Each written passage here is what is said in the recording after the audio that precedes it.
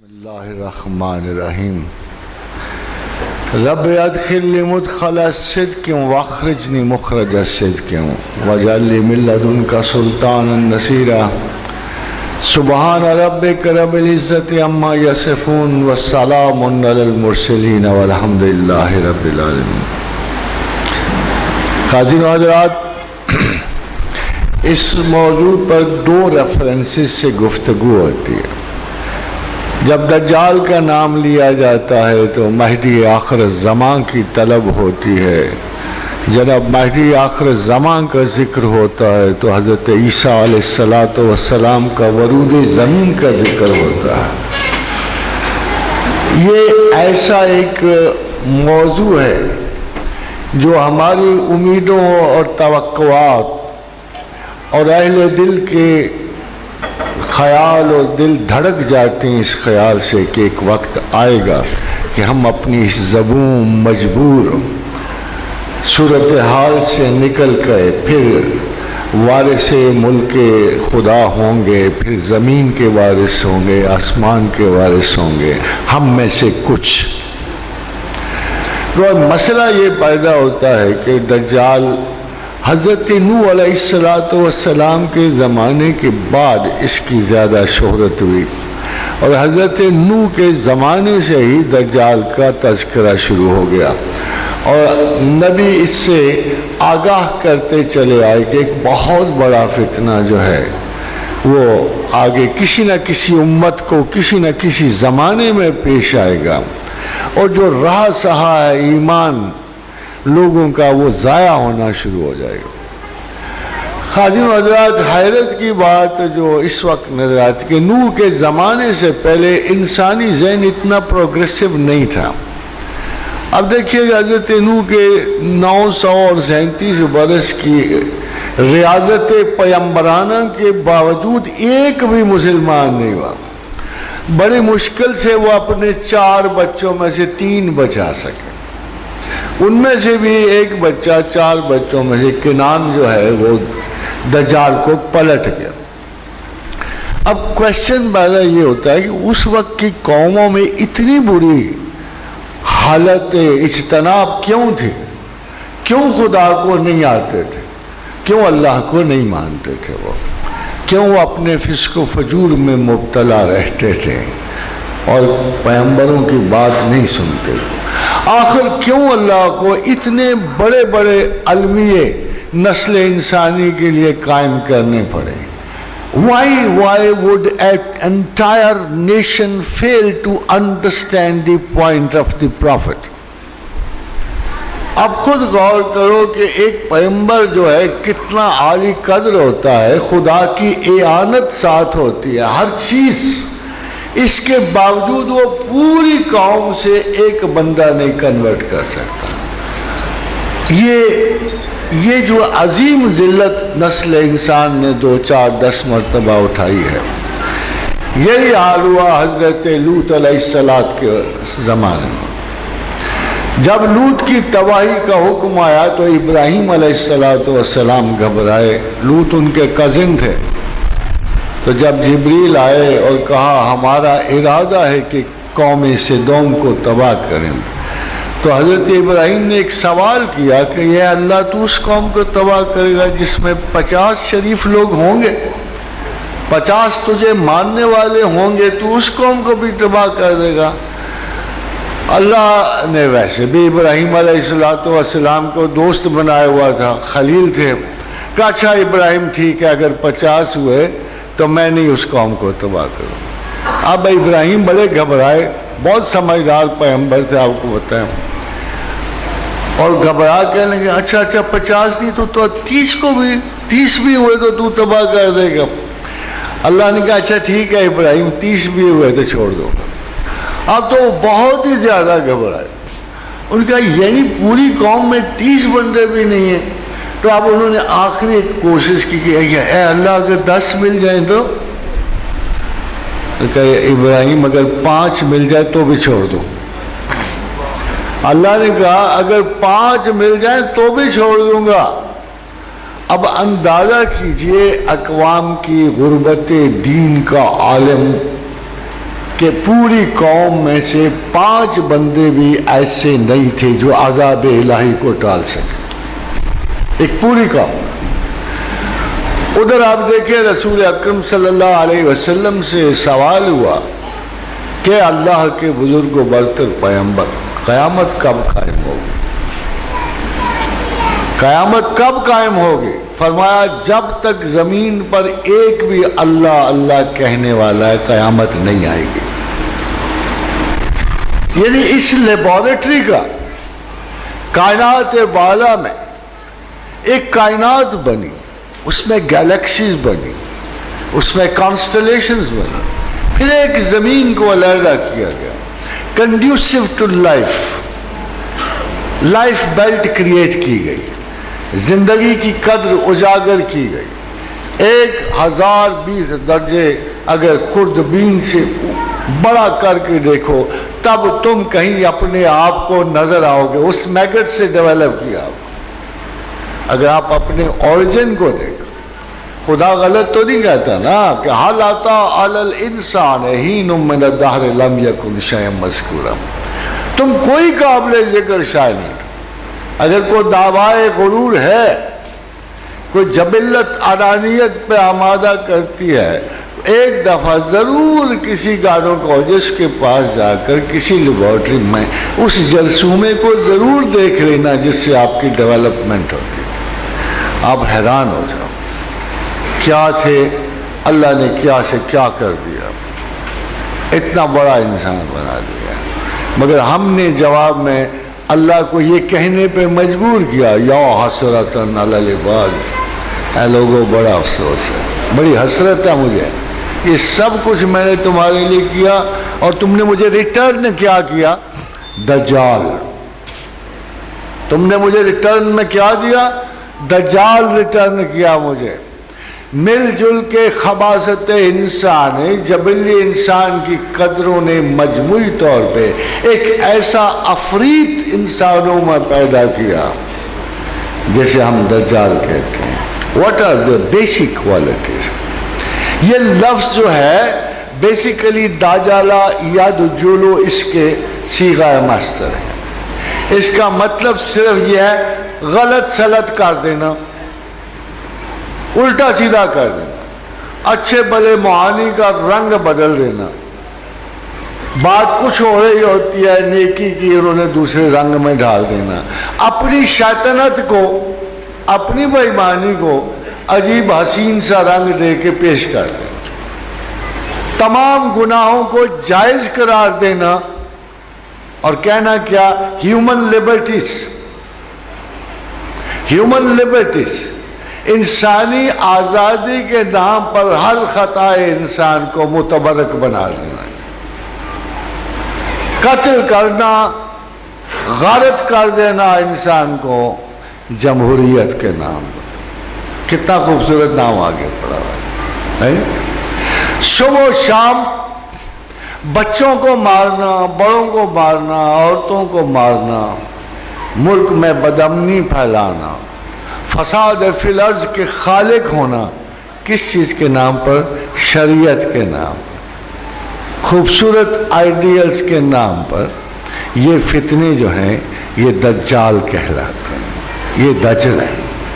انسانی فطرت کا بیسک دجل یہ ہے کہ اپنی خبیثانہ انسٹنکٹس کو، اینیمل انسٹنکٹس کو عقل مندی کا نام دے دینا، حسن الفاظ دے دینا، ایک رنگ معاشرت دے دینا، اور بڑے بڑے انٹلیکچوئل جو ہیں ہر قسم کی جو اس ان خباثتوں میں پڑے ہوتے ہیں، they come out with one single title کہ why should not a man be allowed all these things? Who's God to restrict?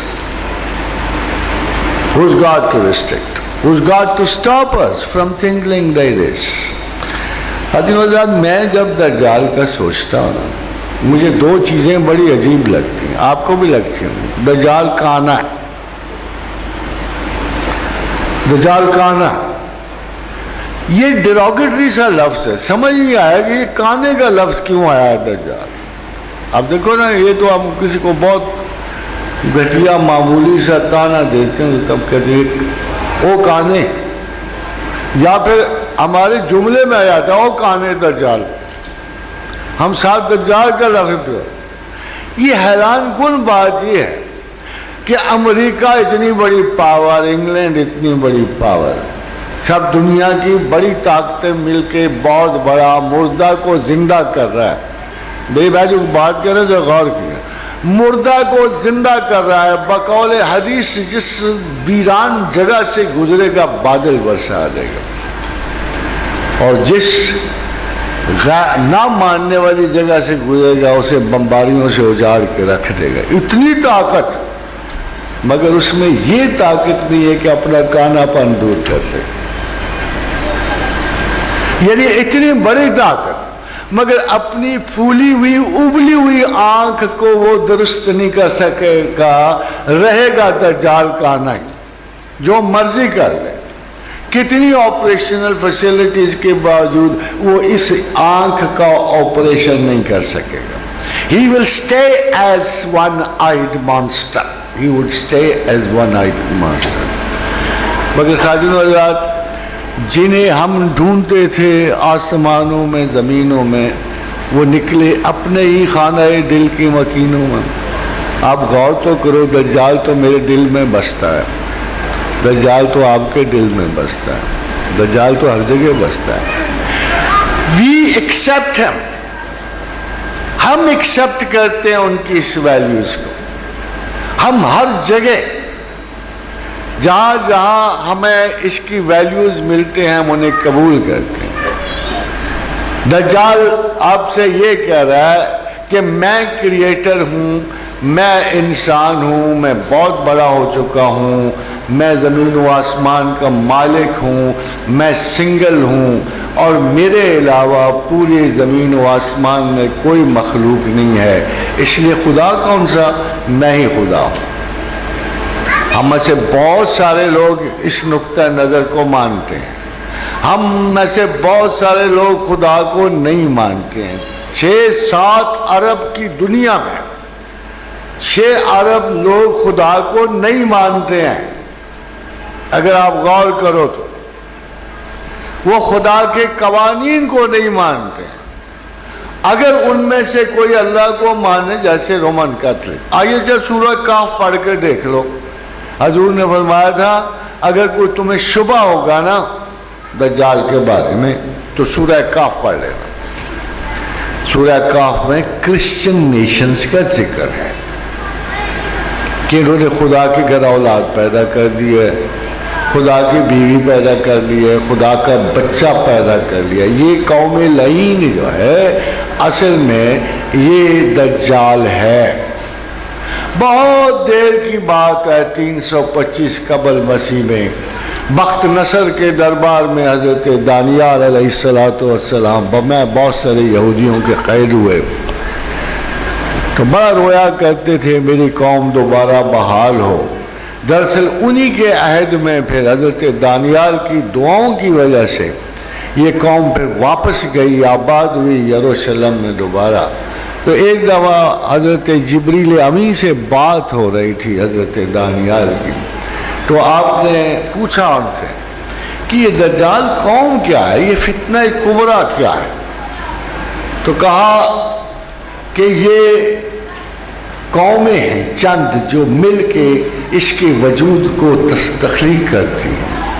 تو آپ نے پوچھا اس کی پہچان کیا ہوگی؟ کہا کہ بحیرہ بالٹک، مملکت رس اور پانیوں کے گرد آباد قوم دجال ہے. حضرت حضرات غور کیجیے گا، حضرت یہ بہت پرانی بات ہے کہ حضرت جبریل امی نے حضرت دانیال کو یہ واضح کر دیا کہ دجال کون ہے. مملکت رس، بحیرہ بالٹک اور پانیوں کے گرد آباد قوم دجال. حاضرین حضرات پھر پوچھا کہ اس کی اور کیا نشانیاں ہیں؟ کہا دوسری نشانی یہ ہے کہ دجال اجرام فلکی میں در اندازی کرے گا.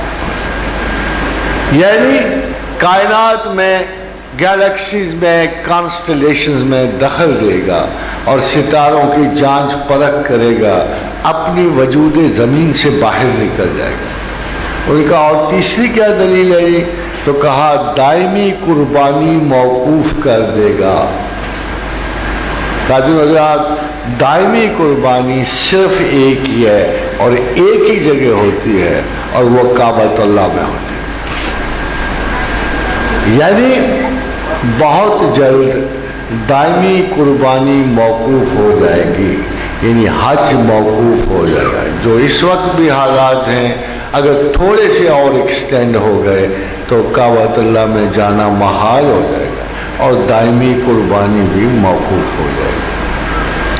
خادم حضرات، دجال کی یہ علامات تب سے بڑی محکم چلی آتی ہیں۔ اس اتفاق سے حضرت دانیال کے زمانے میں نہ کوئی مریخ پہ پہنچا تھا، نہ کوئی چاند پہ پہنچا تھا، نہ کوئی اتنے بڑے چیلنجز دے رہا تھا۔ جب یہ لفظ جو ہے عہد نامہ عتیق میں لکھے گئے، اس وقت ان چیزوں میں کسی چیز کا کوئی گمان نہیں تھا، مگر اب ان میں سے کم 2 حقیقتیں پوری ہو چکی ہیں۔ اور یہ 2 حقیقتیں جو سب سے بڑی حقیقت، اور میں حیران ہوتا ہوں کہ اس وقت حضرت جبریل نے جو علامت بتائی تھی کتنی سچی نکلی ہے کہ انسان اجرام فلکی میں دخل اندازی کرے گا۔ ابھی بھی میں بہت ساری کتابیں بدل گئی ہیں، مگر عہدہ نامہ عتیق کو اس لیے شاید نہیں بدلا گیا کہ اس سے کوئی یہودی اسکالرز کا مطلب نہیں پورا ہوتا تھا۔ جس چیز سے تو ان کے مطلب پورے ہوتے ہیں وہ بڑی آسانی سے بدل دیتے تھے، مگر یہاں ان کا کوئی کام نہیں تھا، علامتیں تھیں، اس لیے ان آیات کو انہوں نے بدلا نہیں، یہ ویسی رہ گئیں۔ تو یہ آیات جو ہیں اس وقت بھی عہد نامہ عتیق میں، بائبل میں موجود ہیں۔ خادم حضرات، اللہ کے رسول کا ارشاد ہے کہ اسلام کی ابتدا اجنبیت سے ہوئی ہے۔ اسلام دنیا میں اجنبی کی طرح آیا ہے، ایک سنگل بندہ، پھر ایک بندہ، پھر ایک بندہ، محمد رسول اللہ صلی اللہ علیہ وآلہ وسلم، سیدنا ابی بکر صدیق رضی اللہ تعالیٰ عنہ، سیدنا علی ابن ابی طالب، سیدہ خدیجہ الکبریٰ، ایک ایک بندہ، پھر یہ بڑھتا ہوا ہم تک پہنچ گیا، اور یہ امانت پروردگار پھر ہمارے ہاتھ میں آئی۔ ہم کیسے لوگ ہوں گے بھلا؟ اس زمانے کے لوگ، دجال کے زمانے کے ہم لوگ کیسے ہوں گے؟ اللہ کے رسول کے مطابق خداوند کریم نے فرمایا کہ دوبارہ اسلام اجنبیت کی حالت کو پلٹ جائے گا۔ تو صاحب نے پوچھا، یا رسول اللہ دوبارہ اجنبیت کیسی ہوگی؟ یہ تو تسلیم کیا کہ ایک ایک کر کے مسلمان ہوئے لوگ اور بیعت عقبہ اولیٰ اور ثانیہ سے گزرے، پھر مدینہ کی ریاست قائم ہوئی، پھر ہماری ریاست قائم ہوئی مذہب کے نام پر۔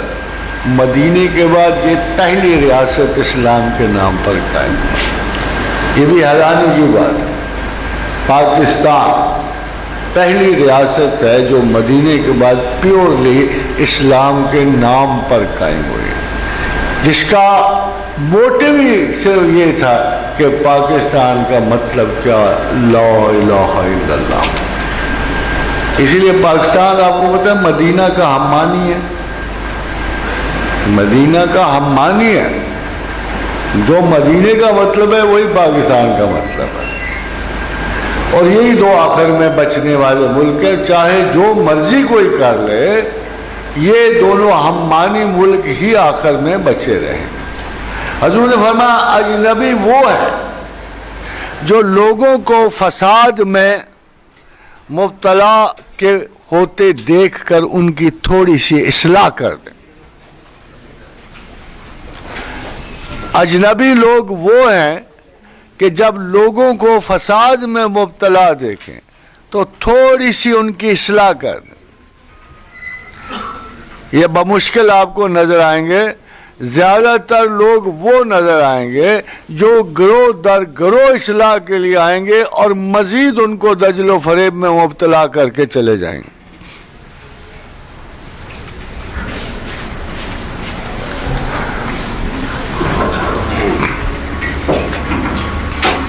ایک بڑی خوبصورت آپ کو حدیث سنانا چاہتا ہوں، بہت ہی خوبصورت، امید ہے آپ کا دل بڑھ جائے گا اس سے۔ حضور صلی اللہ علیہ وسلم نے فرمایا میری امت تو بارش کی طرح ہے، حضور نے فرمایا میری امت بارش کی طرح ہے، جس کے متعلق معلوم نہیں کہ اس کا پہلا حصہ بہترین ہے یا آخری حصہ بہترین۔ ہم آخری حصے کے لوگ ہیں، ہم آخری حصے کے لوگ، یعنی حضور کا ارشاد گرامی ہے کہ میری امت بہترین امت ہے، اور عجیب سی امت ہے کہ پتہ نہیں ہے کہ میری امت کا پہلا حصہ بہترین ہے، بارش کی طرح ہے، برستے ہوئے بھی خوبصورت لگتی ہے، ختم ہوتے ہوئے بھی خوبصورت لگتی ہے، جس کا پہلا کل دیکھا نہیں کیسی زوردار، درمیان میں حصہ ذرا گڑبڑ ہو جاتا ہے، مگر پہلا حصہ بھی خوبصورت ہوتا ہے اور آخری حصہ بھی خوبصورت ہے۔ مجھے امید ہے کہ آپ اس حدیث کی قدر کرتے ہوئے آخری حصے کو بہترین بنانے میں پورے اخلاص سے کام لیں۔ خادم حضرات، دجل ہمارے اندر موجود ہے، میں اسے باہر کہاں ڈھونڈتا پھروں؟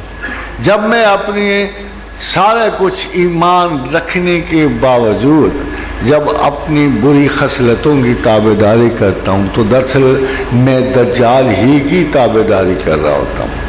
دجال کی کچھ صفات ہیں جو میرے اندر موجود ہیں، میں اس بیچارے کو کیا الزام دوں جس کی ڈسٹنی برا بننے کی ہے؟ میں اس کو الزام کیا نہ دوں جو بنا جنت کے لیے ہے، جس کی ڈسٹنی بہترین ہے، مگر وہ بھی یہی حرکتیں کر رہا ہے جو دجال کر رہا ہے۔ دجال نوح علیہ السلام کے بعد علم و معرفت میں بڑی ترقی کر گیا۔ یہ آپ کو ایک بات بتا دوں، پہلے دجال کی مثال کسی جنونی اور پاگل کی دی جا سکتی تھی، مگر اب دجال کے پاس اتنی انفارمیشن ہے، گوگل اس کی انفارمیشن ہے، انٹرنیٹ اس کی انفارمیشن ہے، دنیا بھر کے فتنے اس کی انفارمیشن ہے۔ اب میرے جیسا سادہ مسلمان اس کو فیس نہیں کر سکتا۔ یو کین انڈرسٹینڈ کہ یہ اب دجال گھر میں پہنچا ہوا ہے، گلی کوچوں میں گھومتا پھرتا ہے، اس لیے کہ اس کے پاس اتنی انفارمیشن، ہیومن کلیکشن اتنی زیادہ ہے، وہ چاہے انٹرنیٹ کی شکل میں ہو یا لیپ ٹاپ کی شکل میں ہو یا موبائل کی شکل میں ہو، کہ ہمیں ہر چیز اس کے بارے میں مہیا ہو جاتی ہے۔ اتنی انفارمیشن والے کے ساتھ وہ آدمی کیا لڑے گا جس بیچارے پلے میں نہ کوئی عقل ہے نہ ہدایت ہے، جس کو پتہ نہیں ہوتا۔ Today a very common, simple, intelligent young man can tell you what is happening all over the world. دجال کی انفارمیشن کتنی کمپلیٹ ہوتی، کتنی زبردست ہوتی، مگر اس کے بارے میں ہمارے پاس اس چیز کا کوئی مداوع نہیں۔ Naturally we are on the defence, مذہب ڈیفینس پہ چلا جاتا ہے، اس لیے کہ ابھی دیکھیں دجال جو مذہبی انفارمیشن غلط دے گا وہ بھی دجال کا حصہ بن جائے گا، جو پیر فقیر دعوے میں مطلوب ہوگا، جو خدا کی ذات کی بجائے اپنے آپ کو مرکز دعوت سمجھے گا، وہ بھی دجال کی شکل ہے۔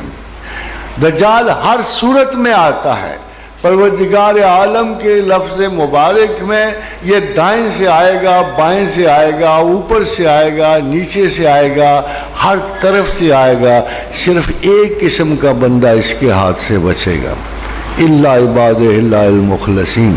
اگر واقعی آپ کے دل میں خدا کے لیے ذرا سا بھی انس ہے، محبت ہے، تو آپ دجال کے ہاتھ سے بچ جاؤ۔ اب اس دجال کو جو ہمارے اندر موجود ہے اور اس دجال کو جس کی سات مقرر ہے، خادم حضرات اگر آپ غور کریں تو زمانہ آخر کی تمام علامات یہ ہیں کہ یہود، حضور صلی اللہ علیہ وسلم کا فرمان گرامی کہ دجال کے ساتھ سب سے زیادہ یہودی اور عورتیں ہوں۔ Why? Simple, because یہود دنیا میں ہر مذہب سے حسد کرتا ہے، ہر چیز سے حسد کرتا ہے، ہر مذہب سے حسد کرتا ہے، اور خواب دیکھتا ہے جملہ حکومتوں کے، یہود اس لیے مدینے میں پہنچا تھا کہ اس کو بڑوں نے خبر دی تھی کہ مدینہ سے ایک ایسا پیغمبر ابھرے گا جو اس امت کو دوبارہ ساری قوموں پہ غالب کر دے. مگر جب حضور صلی اللہ علیہ وآلہ وسلم پیدا ہوئے تو یہود نے صرف اس وجہ سے اللہ کے رسول کو انکار کیا کہ وہ بنو اسحاق نہیں تھے، وہ بنو اسماعیل میں سے تھے. یہود اتنا انانیت پسند ہے کہ بنو اسرائیل اتنی ریجڈلی اپنے مسلک پہ قائم ہیں کہ اپنے مسلک سے باہر نہ کسی ولی کو جانتے ہیں نہ کسی نبی کو جانتے ہیں. حالانکہ قرآن حکیم میں اللہ نے کہا کہ یہ وہ پیغمبر ہے جس کی تم آرزو کیا کرتے تھے اور اس پیغمبر کی تم دعا کیا کرتے تھے اور تم اس کے واسطے سے اللہ کے حضور دعائیں مانگتے تھے.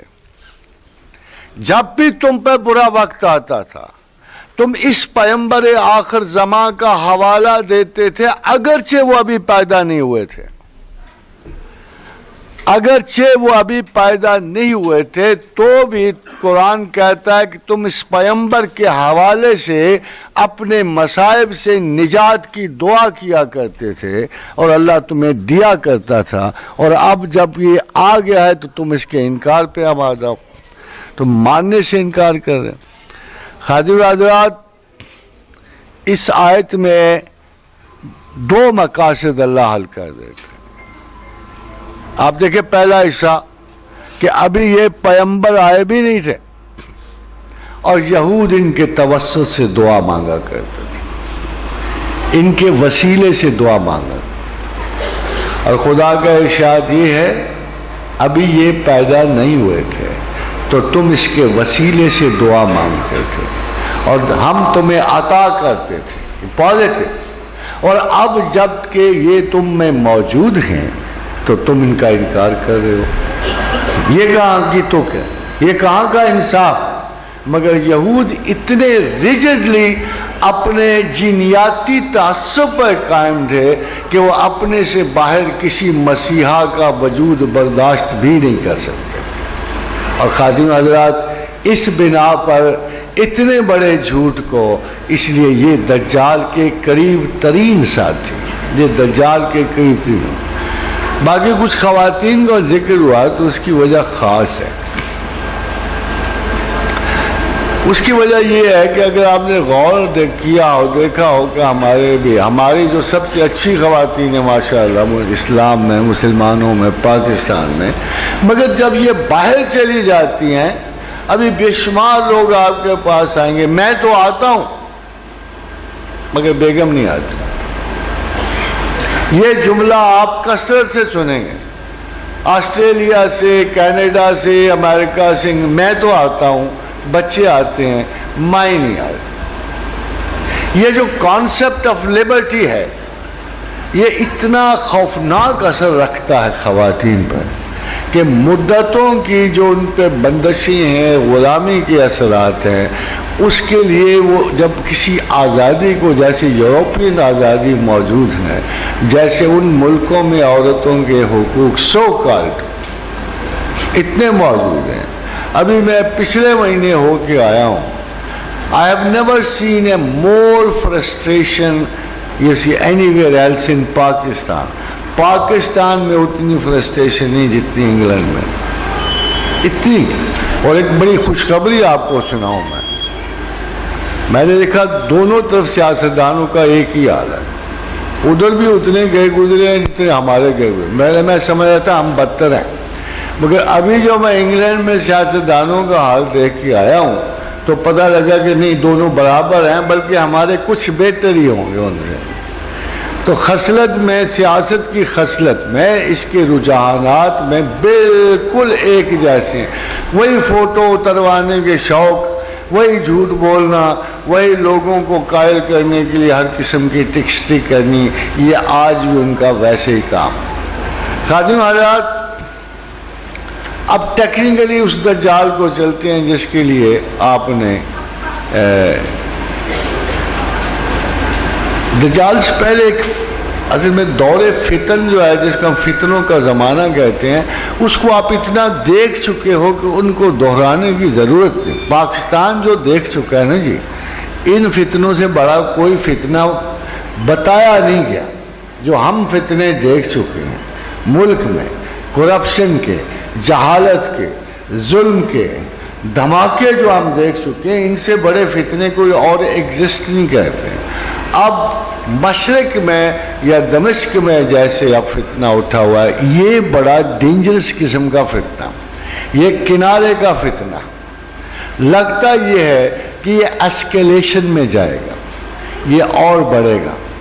جب یہ اور بڑھے گا تو آپ یقین کر سکتے ہو، دیکھو شانہ مسلمان وہی ہے جو ارد گرد کے حالات پہ بڑی اچھی نظر رکھے۔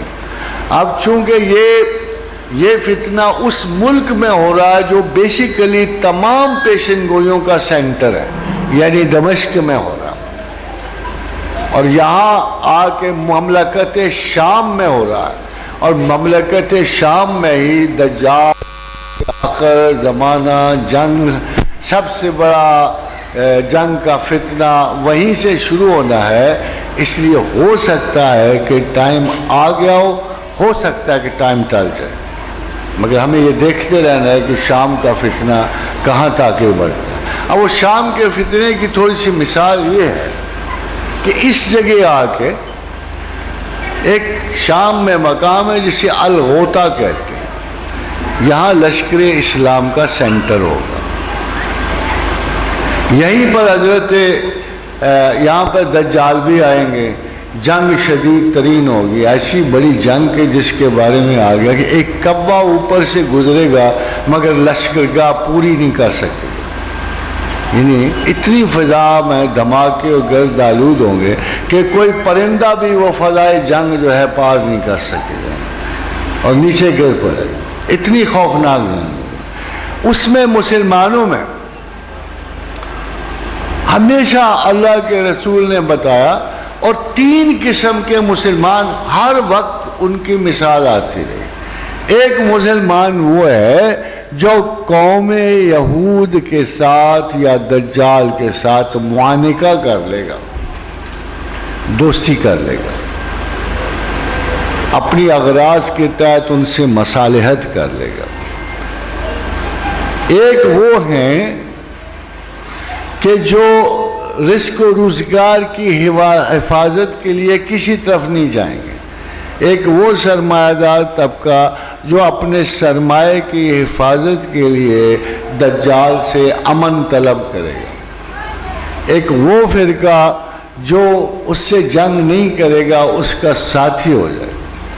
آخر میں خواتین و حضرات ایک تیسرا طبقہ بچتا ہے کہ جو اپنے دین و ایمان کی حفاظت کریں گے اور وہ دجال سے جنگ کریں گے، اور اللہ انہیں غلبہ دے گا، اللہ انہیں غلبہ دے گا۔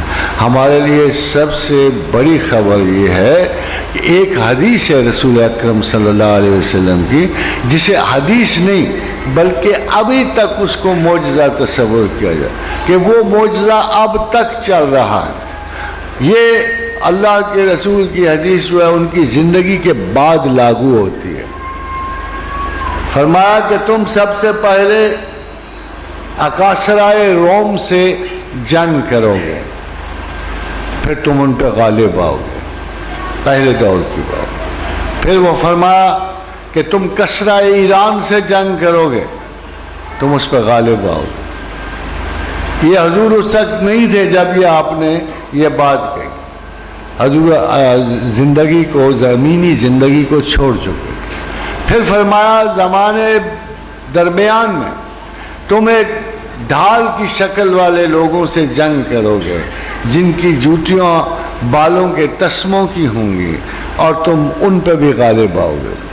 یہ بغداد اور اجڑنے کے بعد منگولوں کے حملے اور پھر مسلمانوں کے ایک بہت بڑے جنرل سلطان نقدن بابرس نے ان پر فتح پائی، مارکہ عین جالوت میں فتح پائی۔ پھر ان کے خلاف یورپی مسیحوں کے خلاف اس نے بیٹل آف منصورہ میں جنگ پائی، اور حضور کی پیشن گوئی پوری ہوئی کہ تم ان کے خلاف جنگ کرو گے اور فتح پاؤ۔ پھر فرمایا کہ زمانہ آخر میں تم دجال سے لڑو گے اور اس پہ فتح پاؤ۔ مگر آپ دیکھتے ہوں گے کہ ابھی جو جنگ جاری ہے سو کالڈ، جس میں ہر جگہ مسلمانوں کی رسوائی ہو رہی ہے، ذلت ہو رہی ہے، شکست کھائی جا رہی ہے، ملک اجڑ رہے ہیں، اس کے بارے میں بھی ایک پوری متفق علیہ حدیث حضور کی موجود ہے کہ میری امت کا ایک حصہ دجال سے مل جائے گا، ایک حصہ اس سے جنگ کرے گا اور شکست کھائے گا۔ مگر اس کے ساتھ ہی اللہ کے رسول کے یہ ایک اور جملہ موجود ہے کہ یہ میری امت کے بدترین لوگ ہوں گے۔ یہ 3 سٹیٹمنٹس ہیں اس حدیث میں۔ پہلی سٹیٹمنٹ یہ کہتی ہے کہ میری امت کا 1/3 ان کے ساتھ مل جائے گا۔ دوسرا حصہ یہ ہے کہ میری امت کا دوسرا تہائی حصہ ہے، ان میں سے کچھ لوگ ان کے خلاف جنگ کریں گے، لڑیں گے اور شکست کھائیں گے، اور میری امت کے یہ بدترین لوگ ہوں گے۔ پھر آخر میں میری امت کا تیسرا حصہ اٹھے گا اور وہ دجال کے خلاف جنگ کرے گا اور مکمل فتح پائے گا۔ قادرین حضرات، ہم اتنی جنگیں دیکھ چکے ہیں، ارد گرد اتنی مسلمانوں پہ آفات گزر چکی ہیں کہ ہم خود سوچتے رہتے ہیں کہ اے پروردگار عالم، یہ حوادث کا سلسلہ کب ختم ہوگا، کب ہم نئے سرے سے اپنے آپ کو مسلمانوں کے نمائندے پائیں گے۔ مگر جیسے میں آپ سے عرض کروں، the most important thing about this whole issue is کہ ہم کتنے دجال کے ساتھی ہیں اور کتنے اسلام کے ساتھی ہیں۔ یہ منافقانہ روش کی پالیسیز اب چل نہیں سکتی۔ I tell you one thing very frankly, either you have to be a Muslim or you have to be nobody. یا مسلمان رہو یا کچھ بھی نہ رہو۔ جماعتوں میں بٹ کر آپ کچھ نہیں رہ سکتے۔ اب پارٹی بازیاں نہیں اسلام میں ہو سکتی۔ اب یہ منافقانہ اور نفاق کے سلسلے ختم ہونے سے امت واحدہ نہیں بنتی جب وہ کم از کم 72 فرقوں میں نہ بٹی ہوئی ہو۔ There is only one choice with us کہ ہم یہ عہد کریں کہ ہمیں مسلمان ہونا ہے، بننا ہے۔ اگر آپ کو خدا اور رسول سے محبت ہے تو آپ کو ایسا کرنا پڑے گا۔ اگر آپ نہیں چاہتے ہو تو سب سے بہتر پالیسی یہ ہے کہ ایمان کو وجہ مذاق نہ بننے دو، باعث رسوائی نہ ہونے دو۔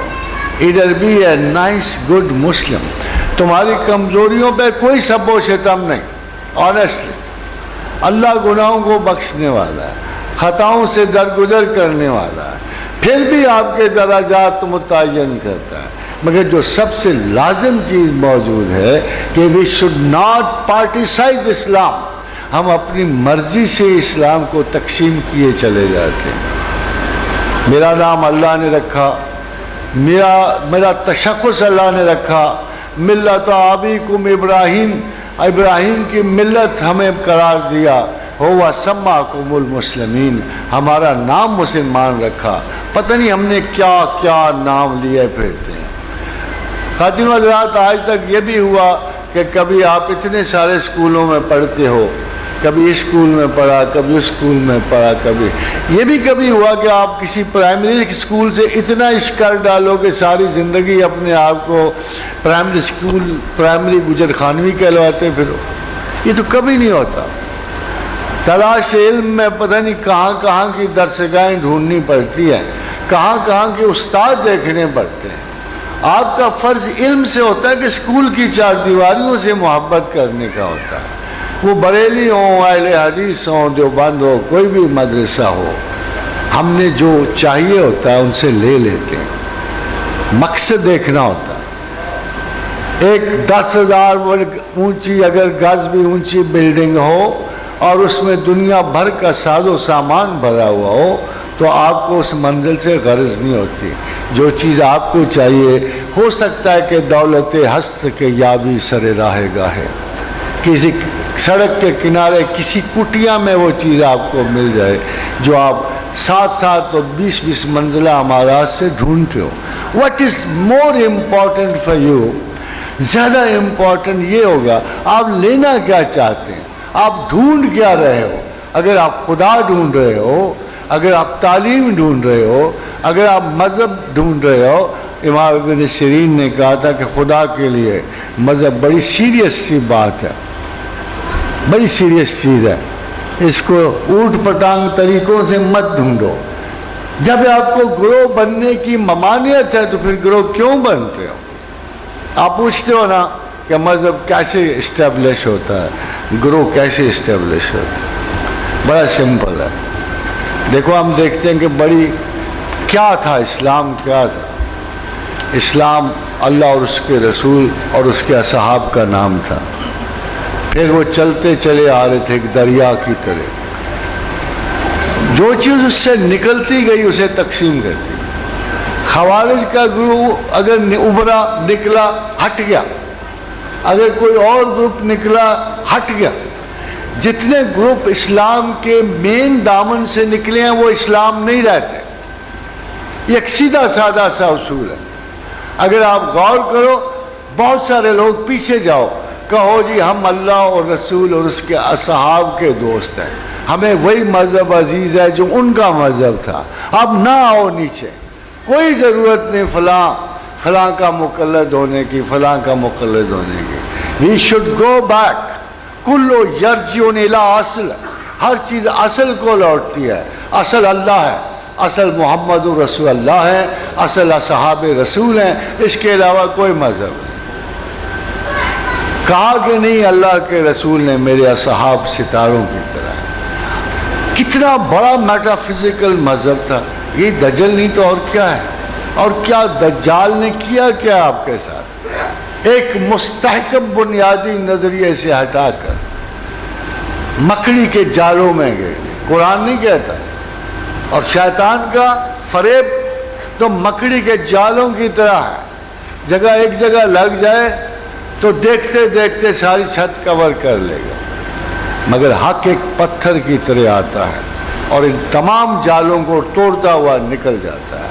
آپ کے ہاتھ میں ایک پتھر ہے، ایک پتھر، وہ اللہ، اس کا رسول اور اس صحاب کی سنت ہے. یہی وہ لوگ ہیں کہ جن کی مطابعت میں ہم زمین و آسمان کی خلافت حاصل کر سکتے ہیں اور دجال سے لڑ سکتے ہیں. دجال آپ کی کوئی کمزوری نہیں چھوڑتا، قطعاً کوئی کمزوری نہیں چھوڑے گا. It's so clever.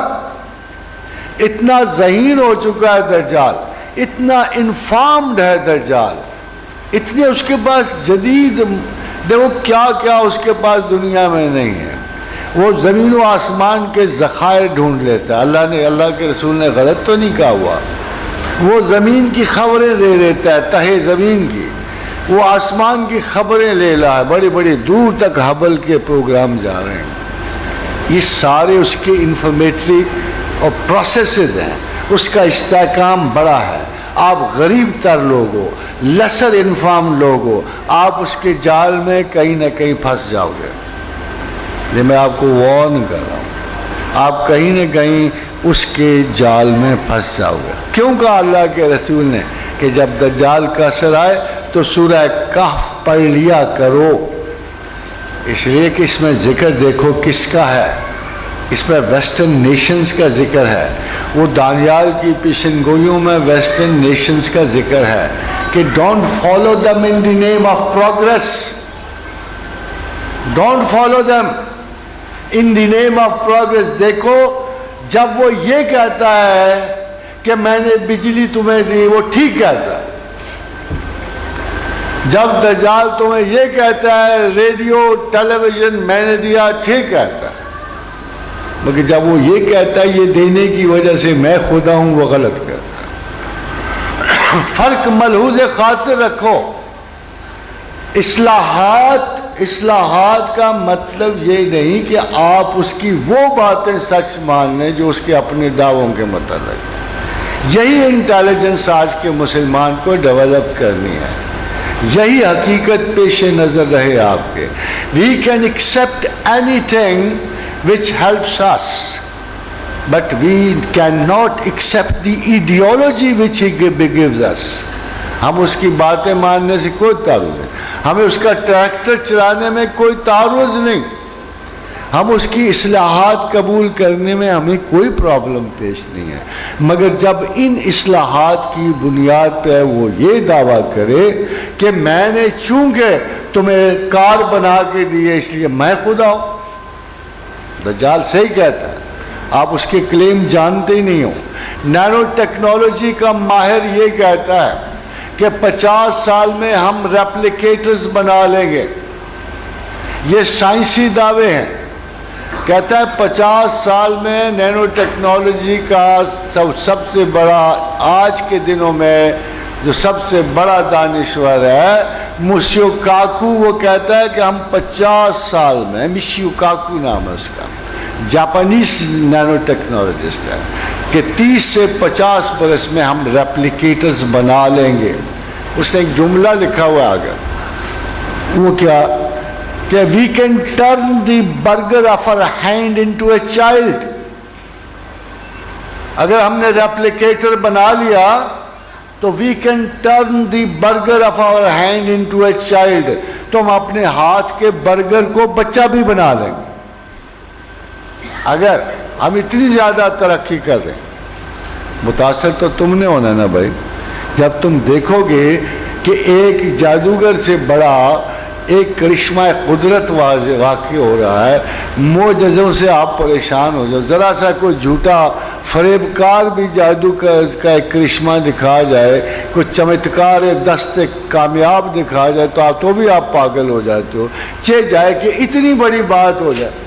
جو مشیو کاکو کہہ رہا ہے کہ میں وہ وقت دیکھ رہا ہوں کہ جب 30 اور 50 سال میں نینو ٹیکنالوجسٹ اپنے ہاتھ کے بچے برگر کو بچہ بنا لے گا.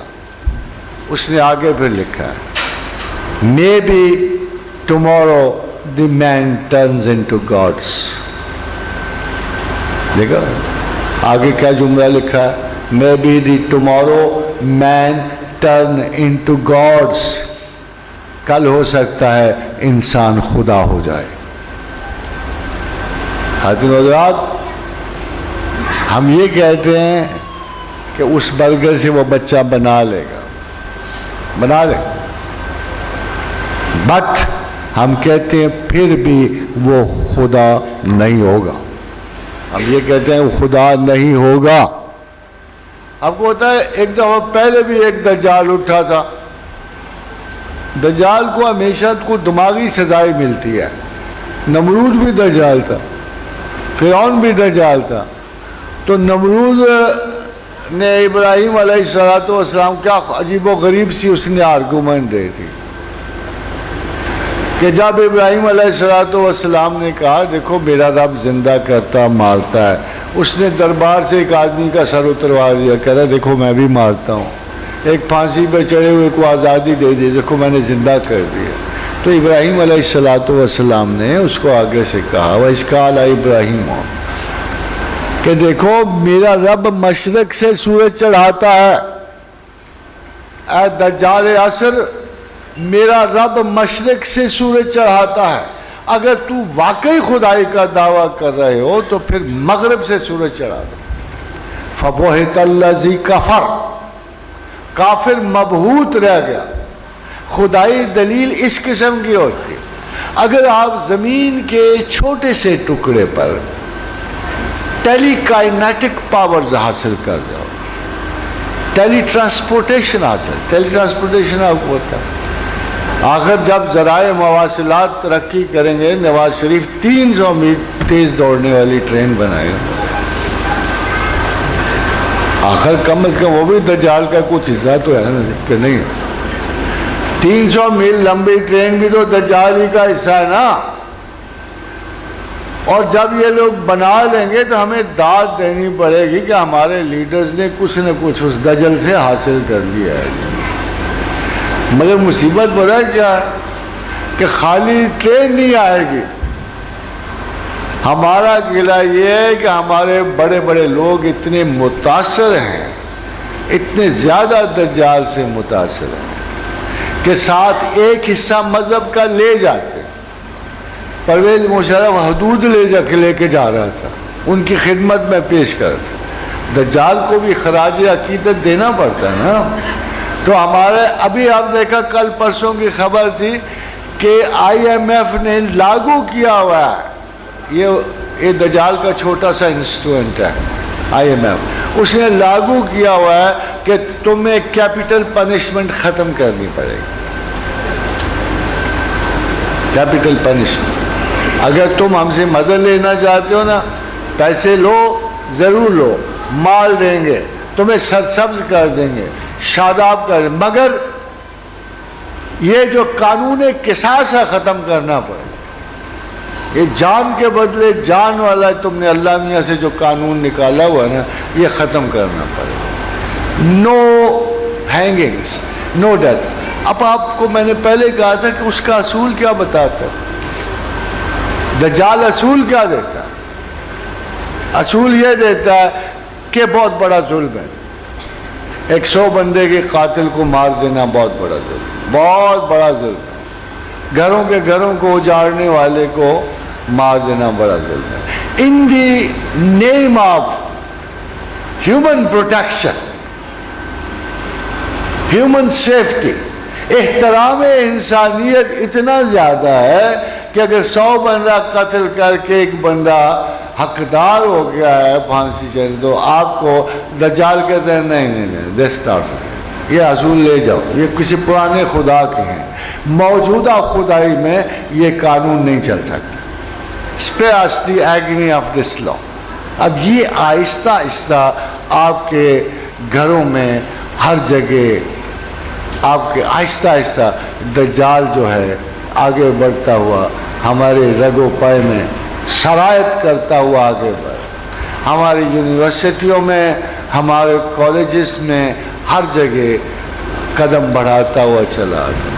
وہ جو بیچارے پرانے قسم میں، آپ کو بے شمار احادیث موجود ہیں، یہ سب احادیث دجال پہ ہیں اور اس کے اثر پہ ہیں، مگر یہ میں آپ کو نہیں سنا رہا. I'm just trying to tell you what you have to stay careful about it. اب دیکھیے عید گئی، عجیب و غریب بات ہے، دجال نے آپ کی عید کی جگہ سینٹ ویلنٹین ڈے دے دیا. جو مرضی کر لو آپ، سینٹ ویلنٹین ڈے دے دیا. گلوبل ویلیج کا نام لے کر انسانی تمام اشتراک عمل یا ذہنی اشتراک کی بنیاد پر وہ کہتے ہیں ہم تمہارے تہوار نہیں منائیں گے، تم ہمارے ضرور مناؤ. ہم نے عید منانا ہے، کرسچنی عید ہماری مناتے ہیں، ہم ان کی عیدیں مناتے ہیں. سینٹ ویلنٹین ضرور منائیں، بڑا محبت والا دن، بڑا محبت والا دن، اس لیے منائیں گے. ہمارے پاس تو مسلمانوں کے پاس کوئی دن محبت کا ہوتا ہی نہیں نا. ہم تو ایسے ظالم لوگ ہیں، ہمارے پاس کوئی اچھا انسان کی خدمت والا دن آج تک چڑھا ہی نہیں. سارے اچھے دن وہاں سے آ گئے، سارے اچھے. یہ اور بات ہے، یہ دیکھیں عجیب بات کہ دنیا میں سب سے زیادہ خیرات و صدقات پاکستانی قوم دیتی ہے، سب سے زیادہ. پچھلے سالوں میں 70 بلین تھے، اب یہ 100 بلین سے زیادہ خیرات پاکستانی قوم کرتی. مگر اندازہ لگائی کدھر کرتی ہے. آپ بس پر سے آ رہے ہو نا، تو دیکھو گے سامنے ایک جھنڈا لگا ہوا ہے. گاڑی پر سے آ رہے ہو تو بھی دیکھو گے پیسے باہر پھینکے جا رہے ہیں ایسے، خیرات و صدقے پہ. تو آپ کسی جگہ جھنڈا لگا دو، کسی جگہ ایک مخصوص شکل کا ایک بندہ باہر بیٹھا ہوگا اور وہ پیسے کلیکٹ کر رہا ہوگا. چیریٹی میں نہ کوئی اصول، نہ کسی قسم کی صفائی کا اصول، نہ کسی اخلاقی قدروں کا. اس کے باوجود مسلمان قوم بائی ہیبٹ خیرات کرنے والی، عادتاً خیرات کرنے والی. اور ایک آپ کو عجیب بات سن، پچھلے دنوں ایک مسئلہ پیش ہو رہا تھا. اب رمضان آگے آ رہا ہے نا، اس لیے آپ کو بتا رہا ہوں کہ جب وہ رمضان کی آیات شروع ہوئیں اور بھرپور آیات شروع ہوئیں تو اللہ نے کہا یا ایھا الذین آمنوا کتب علیکم الصیام کما کتب علی الذین من قبلکم لعلکم تتقون ایاما معدودات فمن کان منکم مریضا وعلی سفر فعدۃ من ایام اخر. تو آگے ایک آیت آئی وعلی الذین یطیقونہ فدیۃ طعام مسکین، کہ اگر تم نے روزہ نہ رکھنا ہو تو ایک مسکین کو اگر کھانا کھلا دو تو تمہارے روزے کا فدیہ ہو جائے گا. اب میں اس پہ بحث پڑھ رہا تھا خواتین و حضرات، بڑی عجیب و غریب قسم کی بحث میں سارا زور اس پہ تھا کہ یہ آیت منسوخ ہو چکی ہے. میں نے ایک بڑے عالم سے پوچھا نسخ کہاں واقع ہوا؟ اللہ کا تو اصول مبارک ہے ما ننسخ من آیات او ننسیھا نأتی بخیر منھا ومثلھا. اگر یہ منسوخ ہو چکی ہے تو نسخ کہاں؟ اور وہ اس سے بہتر آیت کا وہ بھی کوئی نہیں. قرآن بھی موجود، آیت بھی موجود، مگر پرابلم یہ ہے کہ ہمارے علماء دین سمجھتے ہیں کہ روزہ رکھنا مشکل ہے، کھانا کھلانا آسان ہے. مگر سچ پوچھو تو دجال کی فطرت یہ ہے کہ کھانا کھلانا مشکل ہے، اس کے لیے روزہ رکھنا بڑا آسان ہے. یہودیوں میں شائلاک بڑا مشہور ہے، بڑا ڈرامائک کیریکٹر ہے شائلاک. جو سب سے بڑا بخیل ہو نا اس کو ہم شائلاک کہتے ہیں. شائلاک جو ہے چمڑی جائے اور دمڑی نہ جائے، آپ نے سنا نا. تو جب ایک صاحب نے مجھے کہا، میں نے کہا بات سنو، میں قسم کھا کے کہہ سکتا ہوں اگر کوئی ایسا رمضان گزرے کہ آدھا مسلمان روزے نہ رکھے مگر اپنے حصے کا کھانا آدھے مسلمانوں کو دے دیں گے تو خدا کو زیادہ خوشی ہو. اب تعجب کی بات کیا ہے؟ دیکھیں فطرتاً تعجب کی بات بڑی ہے. آگے آپ چلیے، خدا نے کہا جس نے روزہ توڑا اس کو روزہ مسلسل بھی رکھنا پڑے گا، روزہ اتصال بھی رکھنا پڑے گا. اس کے آگے جا کے کہا ہاں مگر 60 غریبوں کو کھانا کھلا دو تو تمہارا روزہ توڑنے کا عذاب تم پر سے ٹل جائے گا. خدا نے جہاں جہاں کوئی سختی بیان کی اس کا حل جو ہے کھانا کھلانے میں رکھا. اب یہ ہماری طرف دیکھو، لوگوں کی عجیب و غریب ذہن ہے کہ کھانا کھلانے کو چھوٹا عمل سمجھا ہوا. مجھے پورا یقین ہے، آپ یقین کرو کہ لوگ روزہ رکھیں گے کھانا کسی کو نہیں کھلائیں گے. بخل سب سے بڑی ویلیو ہے شیطانی، سب سے بڑی ویلیو. یہ سارا فساد خلق کو ہے کس وجہ سے؟ کمیونگی کی وجہ سے، بخل جان کی وجہ سے. احضرت الانفس الشح، ہم نے ہر جان کو بخل جان پہ جمع اپنی بچتوں کے. یہ کہاں لوگوں کو کھانا کھلائیں؟ کیا اللہ بندوں کو نہیں جانتا؟ کیا اس کی سب سے بڑی امپورٹنٹ ترین صفت یہی نہیں ہے الحمدللہ رب العالمین کہ وہ جہانوں کو پالتا ہے؟ اب جس شخص میں استطاعت ہو وہ کھانا کھلائے. اب اس آیت میں اتفاقاً نہ عمر کا ذکر ہے، نہ بیماری کا ذکر ہے، نہ سفر کا ذکر ہے. فمن کان منکم مریضا وعلی سفر فعدۃ من ایام اخر. یہ دو ایکسیپشن پہلے ہی طے ہو گئی نا، ختم ہو گئی. اس کے بعد اللہ نے کہا وعلی الذین یطیقونہ فدیۃ طعام مسکین. اگر اس کے بعد کوئی روزہ واقعی، کیونکہ اب جو بیماریاں ہیں انسان کی وہ بدنی نہیں ہیں، استطاعت جان پہ نہیں ہے، دل و دماغ پہ چلی گئی ہیں، ذہنی کمزوریوں پہ، فیئرز پہ ہیں، فوبیاز پہ ہیں، ڈسسیٹسفیکٹری سولز ہیں۔ اب اگر کوئی اس قسم کا کوئی نیک کام کر دے کہ کسی کو کھانا کھلا دے تو بھی اس کی روزے رکھنے کی ذمہ داری پوری ہو جاتی ہے، مگر ہمارا جو ریجڈ ایمان ہے، اسلام ہے، ہی ول نیور الاؤ اٹ۔ اس کو یہ ہلکا لگتا ہے کام، میں کہتا ہوں مشکل ہے کھانا کھلانا، وہ کہتے ہیں ہلکا کام ہے۔ یہ اپروچ کا فرق جو ہے ہمارا لائف کی طرف، یہی آگے جا کے فیوچر میں ڈٹرمن کرے گا کہ ہم اللہ کی بات کیسے مانتے ہیں اور شیطان کی اور دجال کی بات کیسے مانتے ہیں۔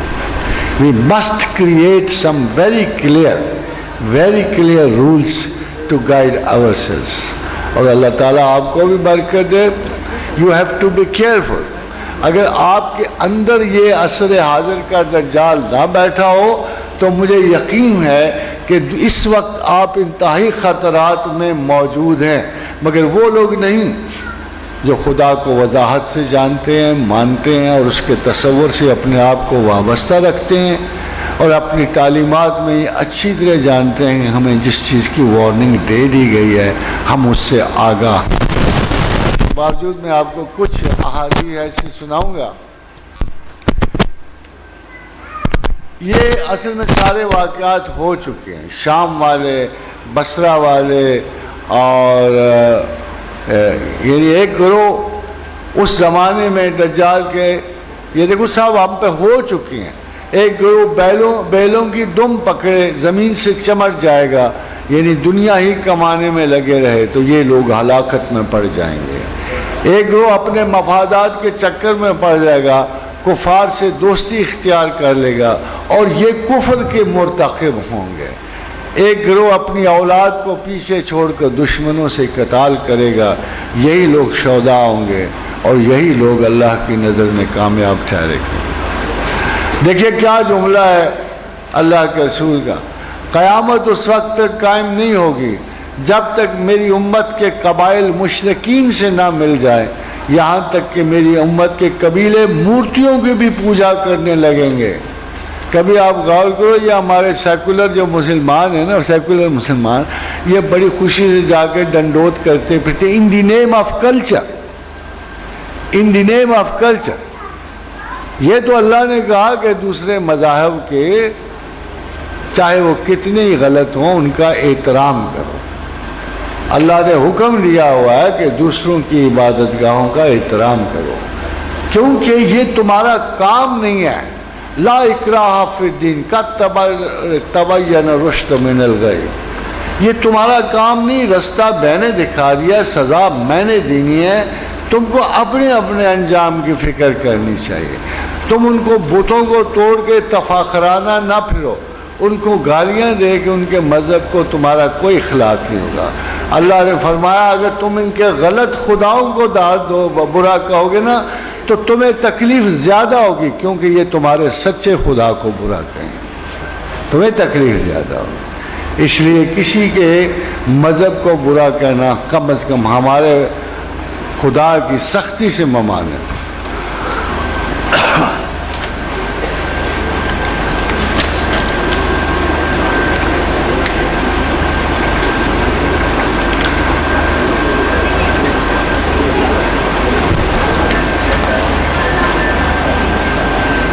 یہ بس آپ کی خبر جب آپ کی نظر ہو نا، جب آگے آئندہ وانے، چونکہ آپ کو دجال ہی خبر دے رہا ہوگا کہ دنیا میں کیا ہے، تو جنگ عظیم جس کو رسول اللہ صلی اللہ علیہ وسلم نے المرحمۃ العظمیٰ کہا ہے اور المرحمۃ الکبریٰ بھی کہا ہے، اس کو مسلمانوں کے مرکز کے حوالے سے فرمایا کہ جنگ عظیم کے وقت مسلمانوں کا خیمہ یعنی فیلڈ ہیڈ کوارٹر شام کے شہروں میں سب سے اچھے شہر دمشق کے قریب الغوطہ کے مقام پر ہوگا۔ خبریں پڑھتے رہنا تب آپ کو اچھی طرح پتہ لگ جائے۔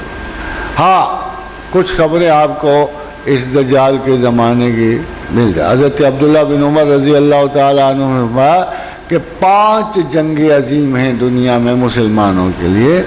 2 تو اس امت سے پہلے گزر گئی ہیں اور 3 اس امت میں ہوں گی. ایک ترکوں کے ساتھ جنگ عظیم ہوگی. غالباً کہا جا سکتا ہے کہ Constantinople will be under attack. اناطولیہ ترک میں جنگ ہو, بہت بڑی جنگ ہوگی. اور یہ شاید اگر ہم اس جنگ کو ترکی کو ختم کرنے والی وہ جنگیں گنیں جیسے 6 لاکھ فورسز نے, برٹش فورسز نے, الائیڈ فورسز نے, بہت بڑی درا دانیال کی جنگ ہوئی, گیری پولی کی جنگ ہوئی, سکاریا کی جنگ ہوئی, انونو کی جنگ جہاں مصطفیٰ کمال پاشا نے ان تمام فوجوں کو شکست دی. یہ بہت بڑی جنگ تھی جس میں اگر وہ کامیاب ہو جاتے تو وہ مسلمان بالکل براہ راست جو ہے دمشق کے عراق سے ہوتے ہوئے مکہ پہنچ جاتے ہیں, مگر مصطفیٰ کمال نے انہیں شکست دی. رومیوں سے جنگ عظیم, یہ لفظ رومی جب اللہ کے رسول کا استعمال ہوتا ہے اس سے مراد ہوتا ہے ویسٹرن نیشنز. اس میں اٹلی شامل ہوتا ہے کیونکہ بیسیکلی رومی اٹالینز تھے جو شروع میں جنہوں نے جولیس سیزر کی حکومت کے بعد 50 سال میں 2 حصوں میں تقسیم ہو گئے تھے. ایک حصے کو مشرقی حکومت کہتے تھے, کو مغربی. ہماری زیادہ جنگیں جو ہیں مشرقی رومیوں کے ساتھ ہوئی ہیں جن کا مرکز جو تھا قسطنطنیہ تھا, جسے بعد میں سلطان محمد فاتح نے فتح کیا. دجال سے جنگ عظیم, اور دجال والی جنگ عظیم کے بعد کوئی جنگ نہ ہوگی. خاتون حضرات, آپ کو ایک بات یاد رکھنا ہے کہ دجال غیر معمولی شے نہیں ہے. وہ چیز نہیں ہے کہ جس کو آپ یہ سمجھو کہ ایک عصر حاضر میں خوفناک ترین جنگ نہیں ہے. لگے گا وہ اسی طرح جیسے کسی بڑی حکومت کی نمائندگی, بہت ساری قوموں کا مل کے اس کو سپورٹ کرنا, بہت ساری قوموں کا مل کے وہ آپ کے مقابلے میں آنا. اس سے صرف ایک چیز واضح ہوتی ہے کہ ایک آخری مذہبی جنگ ضرور ہوگی. ان ساری احادیث سے جو سب سے بڑی بات سامنے آتی ہے, ایک آخری مذہبی جنگ ضرور ہوگی اور انشاءاللہ تعالی العزیز مسلمان اس میں فاتح ہوں گے. چھوٹی چھوٹی خبریں بڑی ہیں, جیسے عرب کی جنگ کی خبریں ہیں, مسلمانوں کی ٹوٹل تباہیوں کی ختم ہیں.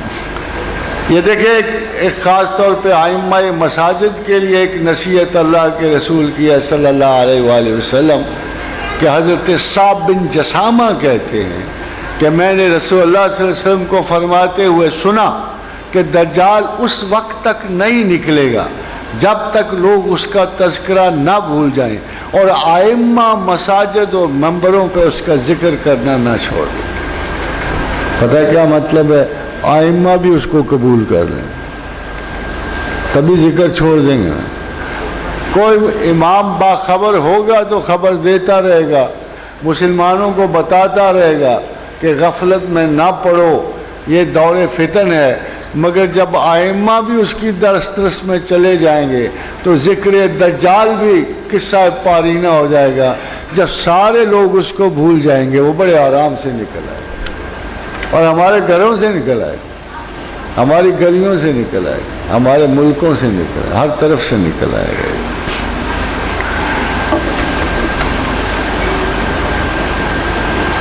ویسے اصحاب کا یہ حال تھا کہ جب وہ ذکر دجال سنتے تھے تو خوف ان کے چہروں پہ اتنا نمایاں ہوتا تھا کہ انہوں نے کہا یا رسول اللہ, ہمیں لگتا ہے کھجوروں کے جھنڈ سے ہی نہ دجال نکل آئے.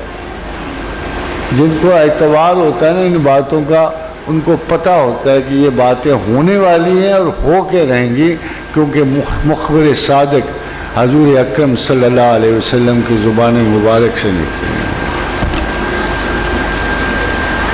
خادم حضرات, گرمی بڑی ہے اینڈ وما علینا الا البلاغ. I am open to questions. تو امید ہے انشاءاللہ تعالیٰ کی جو تجسس باقی کا ہے, مگر مختصراً میں یہ کہنا چاہتا ہوں کہ دجال اورشن ہے, کسی چیز کا الٹ جانا ہے. جب انسانی ویلیوز الٹ جاتی ہیں تو وہ دجال ہے. ہمارے پاس جو اللہ کے رسول کے کرم سے جو ویلیوز ہیں پازیٹیو ہیں, اور till we stick to those values there is no problem with دجال. مگر جب ہم بے خبر ہو گئے تو پھر دجال کا اثر ہی سارے زمانے کا دجال کا زمانہ ہے.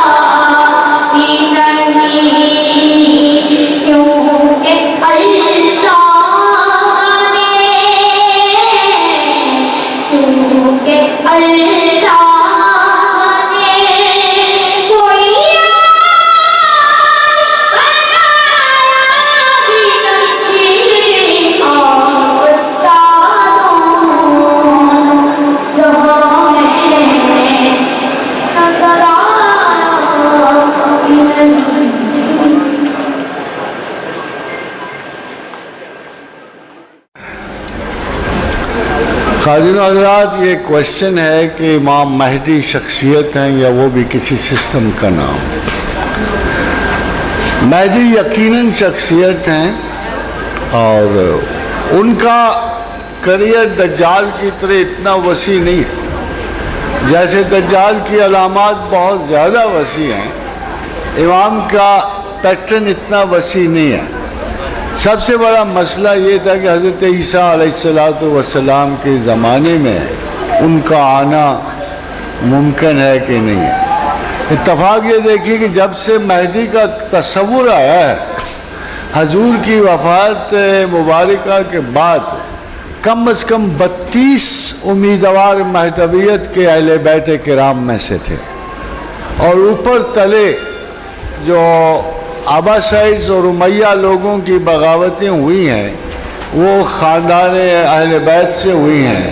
امام نفس زکیہ کی، امام زید بن علی کی، اور مسلسل، اور تمام اسی لقب کی وجہ سے مہدی بھی ان کا مہدویت کے لقب بھی کا، بلکہ سادات میں مہدویت کا اتنا خروش رہا کہ ہندوستان میں بھی ایک مہدی نے جب خروج کیا، جونپور کا مہدی انہیں کہتے ہیں، مگر اگر غور کریں تو ایک مہدی کامیاب ہوئے سارے زمانے میں، صرف ایک مہدی، اور یہ سوڈان کے محمد بن احمد السنوسی تھے کہ جنہوں نے سوڈان میں مہدویت کا دعویٰ کیا، اور انہوں نے جنرل گارڈن کی فورسز کو بری طرح پامال کر کے قط العمارہ کے مقام پر اور خرطوم کی جنگ جیت کے سوڈان کو انگریز سے رہائی دلوائی، اگرچہ تھوڑے سے عرصے کے لیے تھا، مگر مہدویت کے اس ٹائٹل میں جمال الدین افغانی کا بڑا حصہ تھا، اس لیے کہ جمال الدین افغانی بھی ایسے عالم تھے جو بڑے شدت پسند تھے اور ہر صورت انگریزی غلامی کے خلاف تھے، تو انہوں نے مہدی سوڈان کو ایک خط لکھا کہ اگر آپ ملک کی آزادی کی جنگ لڑ رہے ہیں تو مناسب سمجھا جائے تو آپ مہدی کا لقب اختیار کریں۔ تو مہدی سوڈان نے جواب میں لکھا کہ تم اچھی طرح جانتے ہو کہ میں مہدی نہیں ہوں، تو پھر میں کیوں لقب اختیار کروں گا؟ تو آگے سے جمال الدین افغانی نے کہا کمال کرتے ہو، اگر تو مجھے انگریز کو ملک سے باہر نکالنے کے لیے کتا بھی بننا پڑے تو میں تیار ہوں، تمہیں تو اچھا بھلا ٹائٹل دے رہا ہوں۔ اس کے بعد مہدی سوڈان نے مہدی سوڈان کا لقب اختیار کیا، اور مزے کی بات یہ ہے کہ انہوں نے بہت بری طرح اس وقت انگریز فورسز کو شکست دی جو عالمی فورسز تھیں، اور سوڈان کو جب تک مہدی زندہ رہے آزاد رکھا۔ اس لیے یہ مہدی کا ٹائٹل کس کو مخصوص نہیں کر سکتے۔ اب اگر ریلیجسلی مہدی کی تعریف دیکھی جائے اور بہت ساری باتیں اس میں نکال دی جائیں تو امام سیدنا محمد بن اسماعیل بخاری نے جو مہدی کی تعریف کی ہے بڑی سمپل اور سادہ ہے، اور وہ یہ ہے کہ زمانہ آخر میں مسلمانوں کے گروہ کا سردار ایک نیک آدمی ہوگا، اینڈ دیٹس آل، کہ زمانہ آخر میں مسلمانوں کے گروہ کا سردار ایک نیک آدمی ہوگا۔ اب اس نیک آدمی میں اور دوسرے نیک آدمیوں میں فرق کیا ہے کہ اس نیک آدمی کے ساتھ خدا ہوگا یا مہدی ہوگا، باقی ایسے ہی ہوتے ہیں۔ تو جس کے ساتھ اللہ ہوگا، جس نیک آدمی کے ساتھ زمانہ آخر میں وہ مہدی ہوگا، وہی مسلمانوں کی برات کا باعث بنے گا، وہی حضرت عیسیٰ علیہ السلام کی امامت کرے گا، وہی مسلمانوں کا 7 سال کا وقفہ حیات ان کا دنیا پہ موجود ہے۔ ہے کہ نبی اکرم صلی اللہ علیہ وسلم جب معراج پر تشریف لے کر گئے تو آپ نے مسجد اقصی میں تمام انبیاء کو نماز پڑھائی، وہ کون سی نماز تھی؟ دیکھو غالباً امکان یہ کہتا ہے کہ وہ ظہر کے بعد ظہر یا عصر کی دونوں نمازوں میں سے ایک تھی، مگر اگر آپ غور کرو تو یہ ٹائم اور تھا، وہ ٹائم جیسے ایسے ہی ہے کہ ابھی فرض کرو میں بیٹھا ہوں، میں جب جہاز پہ جاتا ہوں یا انگلینڈ جاتا ہوں تو میرے ٹائمنگ میں 4 گھنٹے کا فرق پڑ جاتا ہے، تو ڈسٹنس بٹوین دی مکہ اگر آپ ایگزیکٹلی کیلکولیٹ کرنا چاہتے ہو تو آپ بڑی آسانی سے کیلکولیٹ کر سکتے ہو کہ حتیم و حجر سے اٹھنے کے بعد رسول اللہ صلی اللہ علیہ وسلم نے جو براق پر سفر کیا اس کی سپیڈ کاؤنٹ کر لو اور ٹائم کاؤنٹ کر لو تو آپ کو ایگزیکٹ نماز کا پتہ لگ جائے گا، اور غالباً یہ ظہر اور عصر کی نمازوں میں سے ایک ہے۔ یہ اپنا سوال ہے کہ مفہوم حدیث ہے کہ 72 فرقے اسلام کے ہوں گے، جی 72 فرقے اسلام کے ہوں گے، تو ایک اصل فرقے کی پہچان کیا ہے؟ اور پھر ایک بھی فرقہ اصلی نہیں ہے، سیدھی سی پہچان ہے۔ دیکھو بات ہی سیدھی سادھی سی ہے جو میں آپ سے عرض کروں کہ اگر فرقہ ہے تو پھر ایمان نہیں ہے اس میں، اب قرآن جو آپ سے کہہ رہا ہے ان الذین فرقوا دینہم، کہ جنہوں نے دین میں فرق کر لیا. فرقہ تبھی بنتا ہے نا جی کو جو دین میں فرق کر لیتے ہیں. ان الذین فرقوا دینہم وکانوا شیعا، اور گروہ بن گئے. خوارج گروہ بن گئے، معتزلہ گروہ بن گئے، ماتریدیہ گروہ بن گئے. تو جو بھی مختلف نکلا یا ایک راہ مختلف نکلی، تو ان الذین فرقوا دینہم وکانوا شیعا، اور وہ گروہ بن گئے. لست منہم فی شیء، اے پیغمبر تو ان میں نہیں ہے. اس گروہ میں پیغمبر نہیں ہے قرآن کے حکم کے مطابق. اس لیے 72 چھوڑ کے 174 بن جائیں. وہ تمام فرقے جو ہیں نہ خدا کے ہیں نہ رسول کے ہیں، کیونکہ جو مسلمان رہا وہ مسلمان ہے چاہے وہ کتنا بھی گناہ گار ہے. جس نے آگے کوئی پخ لگا لی وہ جانے اور اس کا انجام جانے. ہم نے ان کو اچھا برا کہا. یہ سوال ہے دوست پرسنل کر سکتے ہیں کہ علامہ اقبال کے نزدیک مسیح موعود کا تصور امت مسلمان کے قواعد عملیہ کو مزمل کرنے کی ابلیسی سازش ہے. آپ کیا کہتے ہیں؟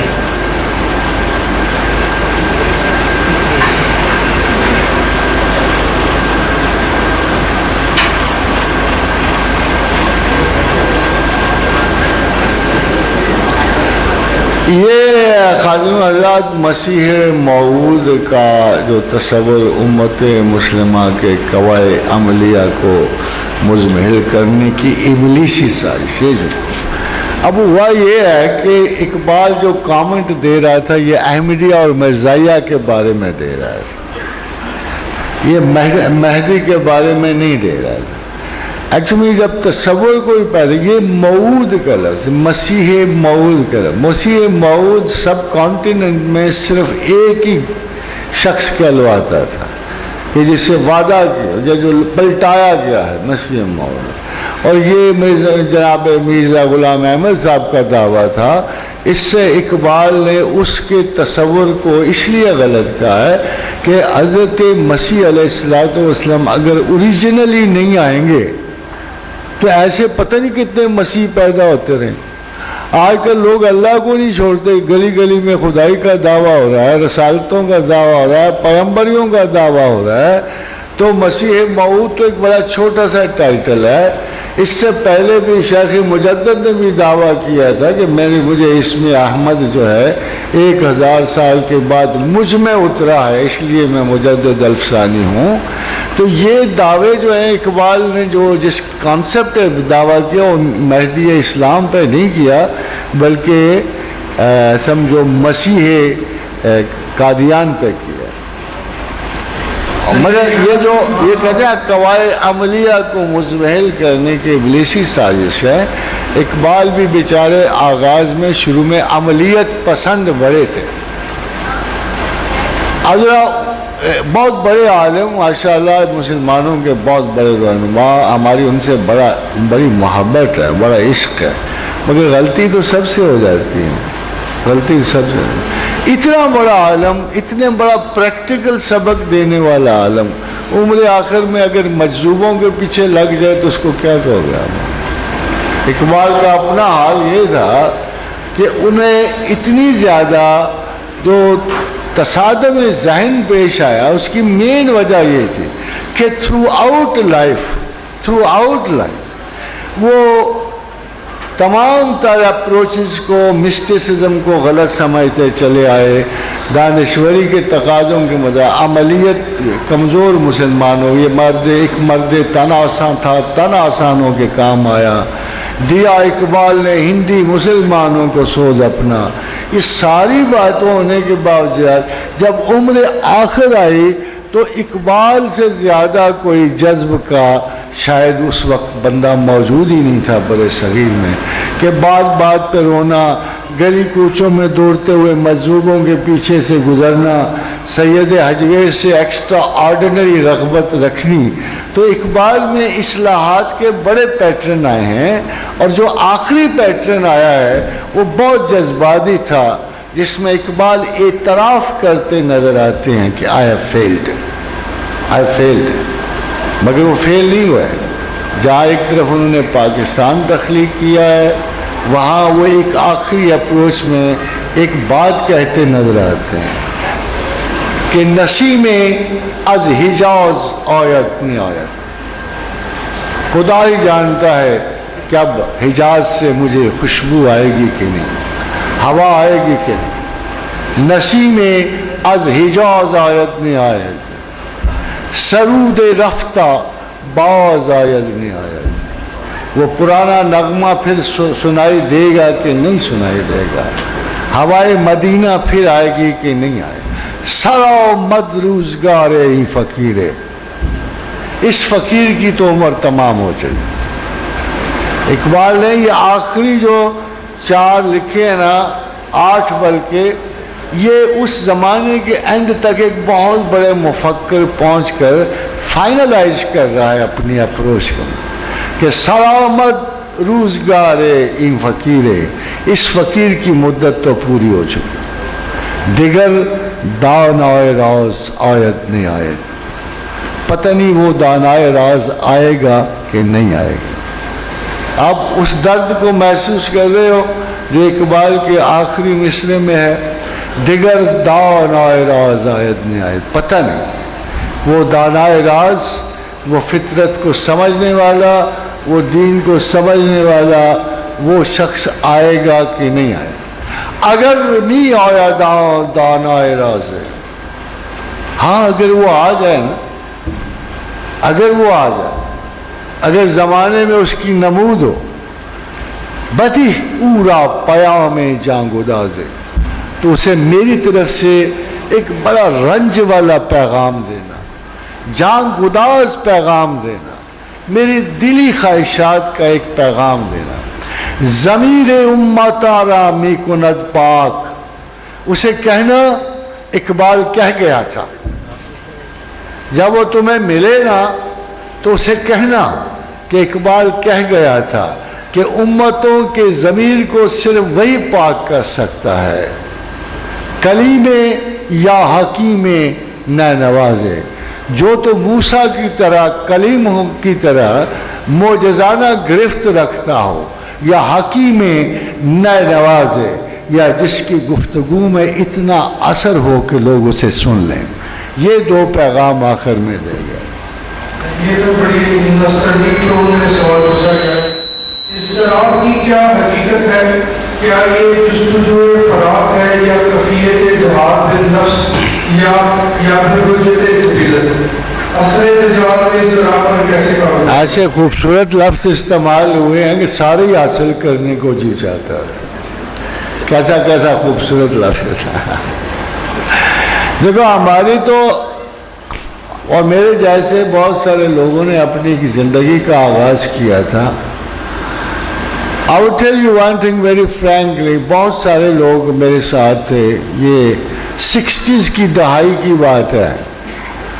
ہم لوگ پڑھ رہے تھے، لکھ رہے تھے، مگر میرے باقی احباب کی طرح مجھ پہ صرف علم کا اثر تھا اور کسی چیز کا نہیں ہوتا تھا. نہ ذاتی وجاہتوں کا ہوتا تھا، نہ اختیارات کا ہوتا تھا. And I was just trying to settle my lesson of priorities. مجھے یہ دیکھنا تھا، میں بڑا مایوس تھا زندگی کے اس پیٹرن سے جو میرے ارد گرد گزر رہا تھا.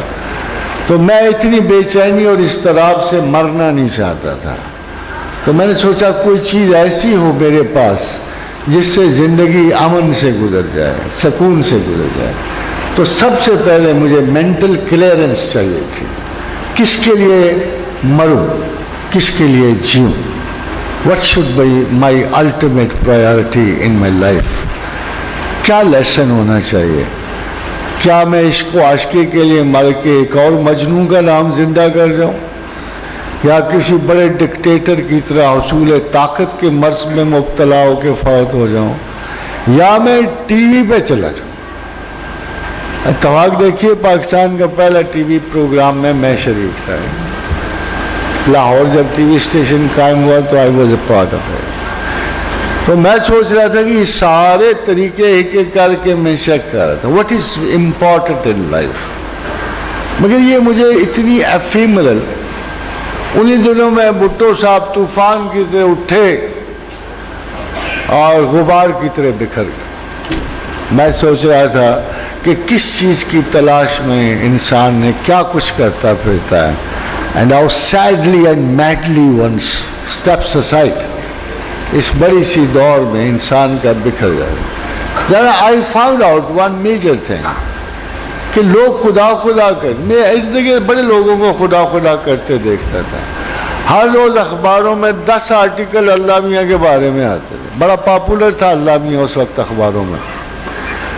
میں دیکھتا تھا کہ اس کے باوجود کسی ایک بندے میں وہ چیز نظر نہیں آتی. فرینکلی میں دیوبند کے پاس بہت I was very fond of this school of thought. یا بریلی کے پاس گیا. مجھے احمد رضا خان صاحب کی ذہانت بڑی پسند تھی. میتھڈالوجی آف نالجبلٹی اس کی دیوبند کی بڑی پسند. پھر اہل حدیث آئے تو نواب صدیق حسن خان بھوپال، اب بھوپال سے میرا انس تھا کہ بڑی محنت کی انہوں نے حدیث کو بارے میں. کوئی برا نہیں لگ رہا تھا، مگر ایک بات مجھے پریشان کرتی تھی حضرات کرام. ایک بات میں سوچتا تھا کہ دین خدا کے لیے، مذہب خدا کے لیے. کیسے ہو سکتا ہے کہ ایک شخص 8ویں 9ویں سال میں عبادت شروع کرے اللہ کی، اور 70 اور 79 سال کی عمر میں اللہ کے ساتھ فوت ہو، اور اس میں اللہ کا کوئی رنگ نہ چلے؟ یہ کیسے ہو سکتا؟ صبغۃ اللہ ومن احسن من اللہ صبغۃ ونحن لہ عابدون. عبادت والوں کی ایک شرط ہے نا، ان میں اللہ کا رنگ چھلکنا چاہیے. فار اباؤٹ اتنی عمر میری بھی گزری، 3 centuries are on my record. میرے ان مذہبی سکولوں سے ایک خدا شناس نہیں اٹھتے دیکھ کر. I'm sorry to say. ایک خدا شناس نہیں اٹھتے دیکھ.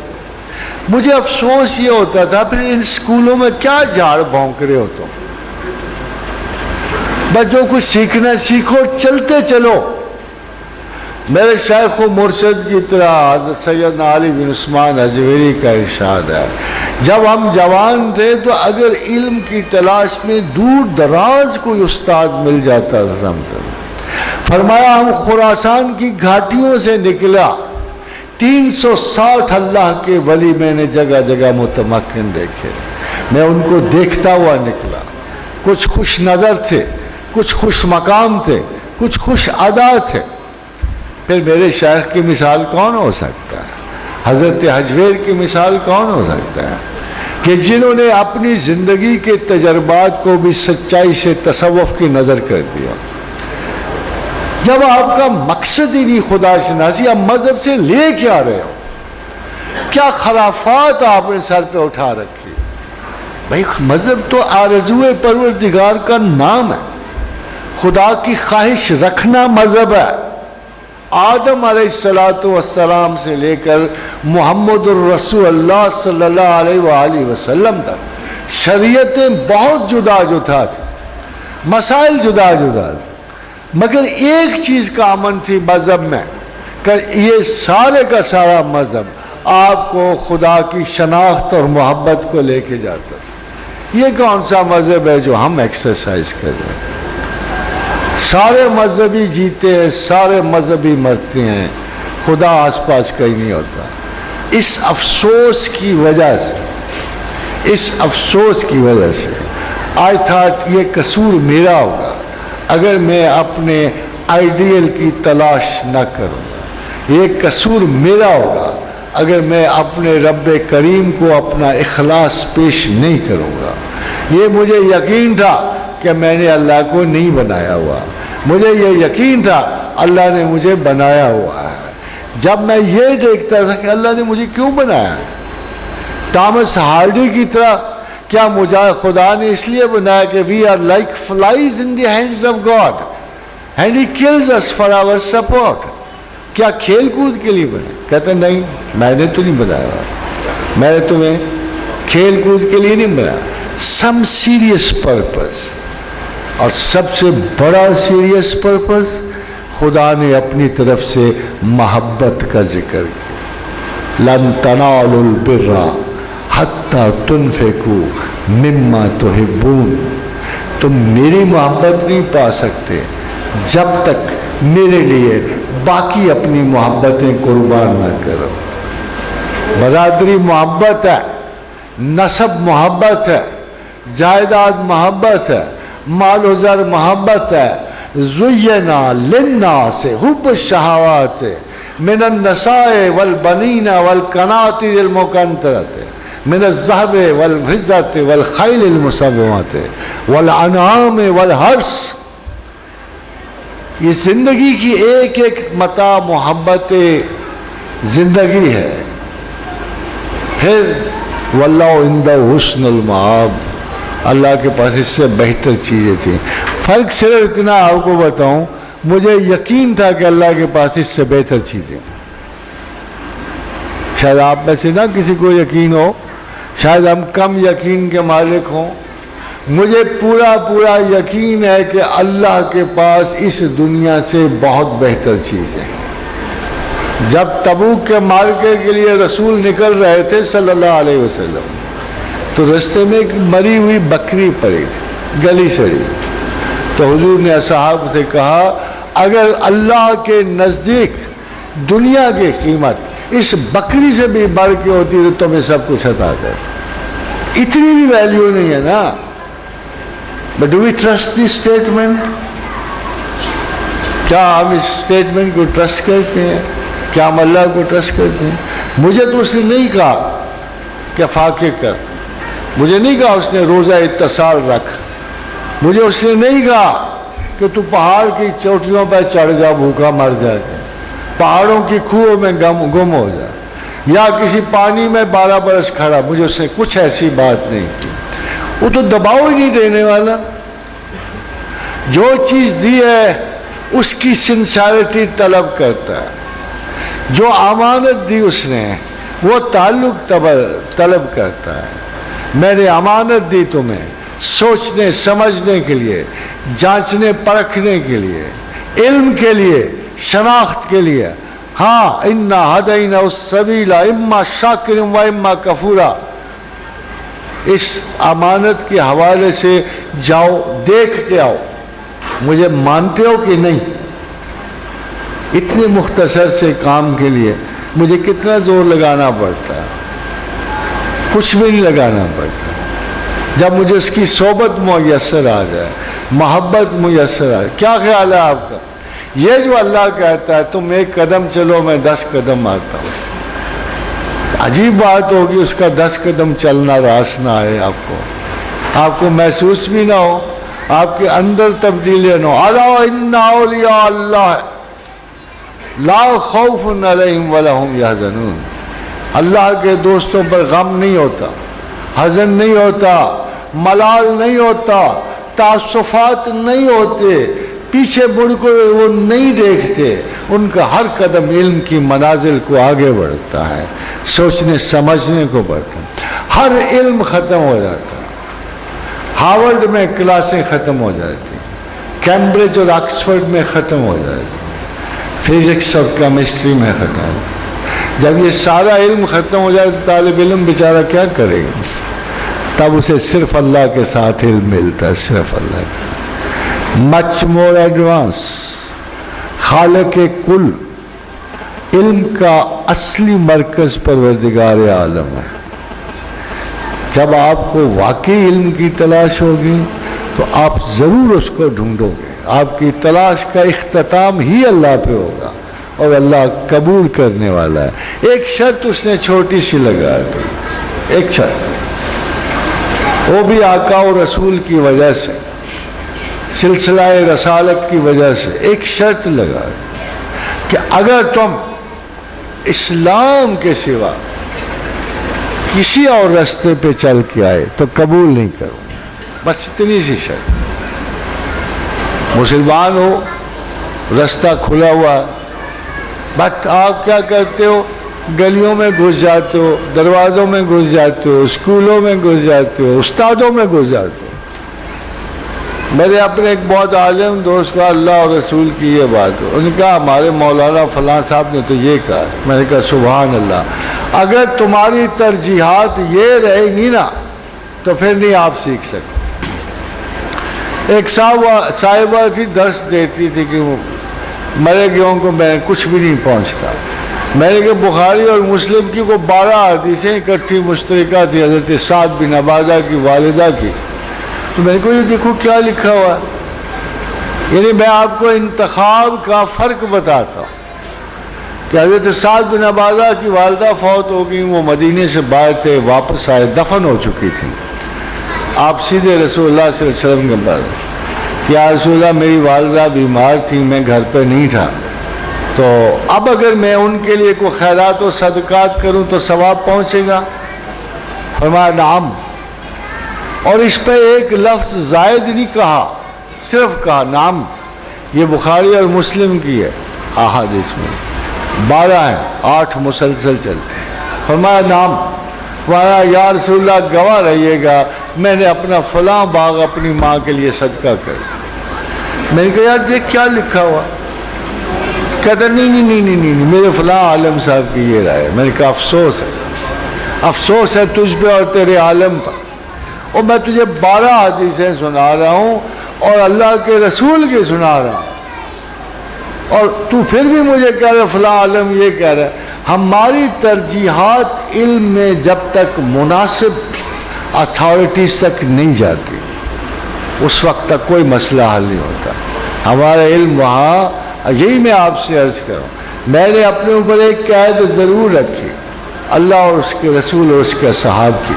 علم کا اصول ہے اللہ نے دیا، اللہ نے عطا فرمایا، رسول اللہ نے بانٹا، واللہ موتی وانا قاسم، رسول اللہ نے بانٹا، جن کے حصے میں آیا انہوں نے عمل کیا۔ مختصر سی بات کہ اللہ نے عطا فرمایا، رسول اللہ نے اپنے ہاتھ میں لے کے اسے تقسیم کیا، انا قاسم، ابو القاسم نے بانٹا صلی اللہ علیہ وسلم، میرے حصے میں آیا، میرے بڑوں کے حصے میں، اصحاب رسول کے حصے میں آیا، ان کے عمل دیکھ لیجیے۔ اب عمل میں تھوڑا آپ کو فرق ہو گیا، عمل کا تو لوگ کیا کرتے پھرتے ہیں، اور اس وقت عمل گیا۔ ہوا یہ کہ اصحاب رسول گئے، نکلے کانسٹینٹینوپل کی فتح کے لیے، کشتیاں بنو امیہ کے زمانے میں سمندر میں ڈالی گئی، رمضان کے دن تھے، یہ ساحل تھا، کشتی ہٹی تو انہوں نے روزے کھول دیے، کھانا پینا شروع کر دیا۔ کچھ اوپرے لوگ بھی بیٹھے تھے، صحابی نہیں تھے، انہوں نے کہا ہے صحابہ رسول یہ کیا ہوا؟ ابھی تو ساحل نظر آ رہا ہے اور آپ نے روزے توڑ دیے ہیں۔ تو انہوں نے کہا اوے نالائکو، ہم اللہ کے رسول کے ساتھ رہیں کہ تم رہے ہو؟ ہم اللہ کے رسول کے ساتھ رہے ہیں کہ تم رہے ہو؟ ہمیں پتا ہے کہ ہم نے کیا عمل کیا، تم نے کیا کیا۔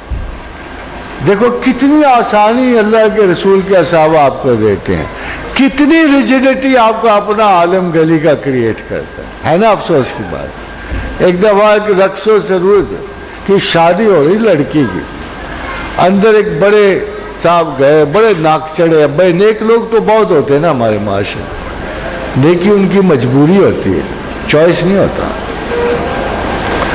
وہ ویسے بھی سخت ہوتے ہیں نا، ویسے بھی ان کے مزاج سخت ہوتے ہیں، اس لیے وہ مسلمان ہوں گے تو آفت ہی آئے گی نا، کوئی اور تو نہیں نہ آئے گی۔ بھائی دنیا میں آپ کو اصولاً جاننا ہے کہ چنگیز خان، ہلاکو، ہٹلر مسلمان تو نہیں تھے، ہے تو تھے نا، تو ان کی طرح کے بندے بھی تو ہوں گے نا۔ جب ان کی طرح کے بندے مسلمان ہوں گے تو عادتیں تو نہیں نہ چھوڑیں گے، اسی طرح کے لوگ جو ہیں مسلمان ہوتے ہیں۔ اب یہ دیکھو کہ جب ان کو آواز آئی نا، انہیں فوراً آگ پہنچا، کیا فوش کام ہو رہا ہے، فالتو ہو رہا ہے، یہ ہو رہا ہے۔ تھوڑی دیر تو صحابی ان کی بات سنتے رہے، پھر کہا بات سنو، ہم رسول اللہ صلی اللہ علیہ وسلم کو جانتے ہیں، ان کے زمانے میں بھی یہ ہوتا تھا، اور لڑکیاں بالیاں رقص کیا کرتی. تمہیں نہیں نا اچھا لگتا؟ گھر چلے جاؤ، تم گھر چلے جاؤ. اب دیکھو ایک بات ذرا غور سے سننا. میں آج کی فیملیز جو ہیں ہم ان پہ اعتراض کرتے ہیں، یہ کیا جی بکواس ہے جی، یہ واہیات باتیں ہیں. رسول اللہ صلی اللہ علیہ وسلم زمانے میں مستند ترین حدیث کے مطابق جب حضور کی ایک غلامہ کی شادی ہوئی تو آپ نے ام المومنین عائشہ صدیقہ کو گانے والیاں ساتھ بھیجی تھی. فرمایا یا رسول اللہ، ہم نے سوچا آپ برا منائیں گے. کہا نہیں، یہ تو رسم و رواج ہے. یعنی لوکل رسم و رواج، اور اللہ کو یا اللہ کے رسول کو کیا لوگوں کی خوشیاں اتنی بری لگتی ہیں کہ ہر وقت منہ میں اور ناک میں آپ کے سوجن پڑی ہوئی ہو، آپ لوگوں میں جاتے پھریں اور ان کو ڈنڈے سے ہانکتے پھریں؟ یہ کون سا مذہب؟ جس مذہب کے بانی نے آپ سے کہا ہو کہ نرمی جس چیز سے نکل جائے وہ بدصورت ہو جاتی ہے. یہ قول رسول ہے صلی اللہ علیہ وسلم.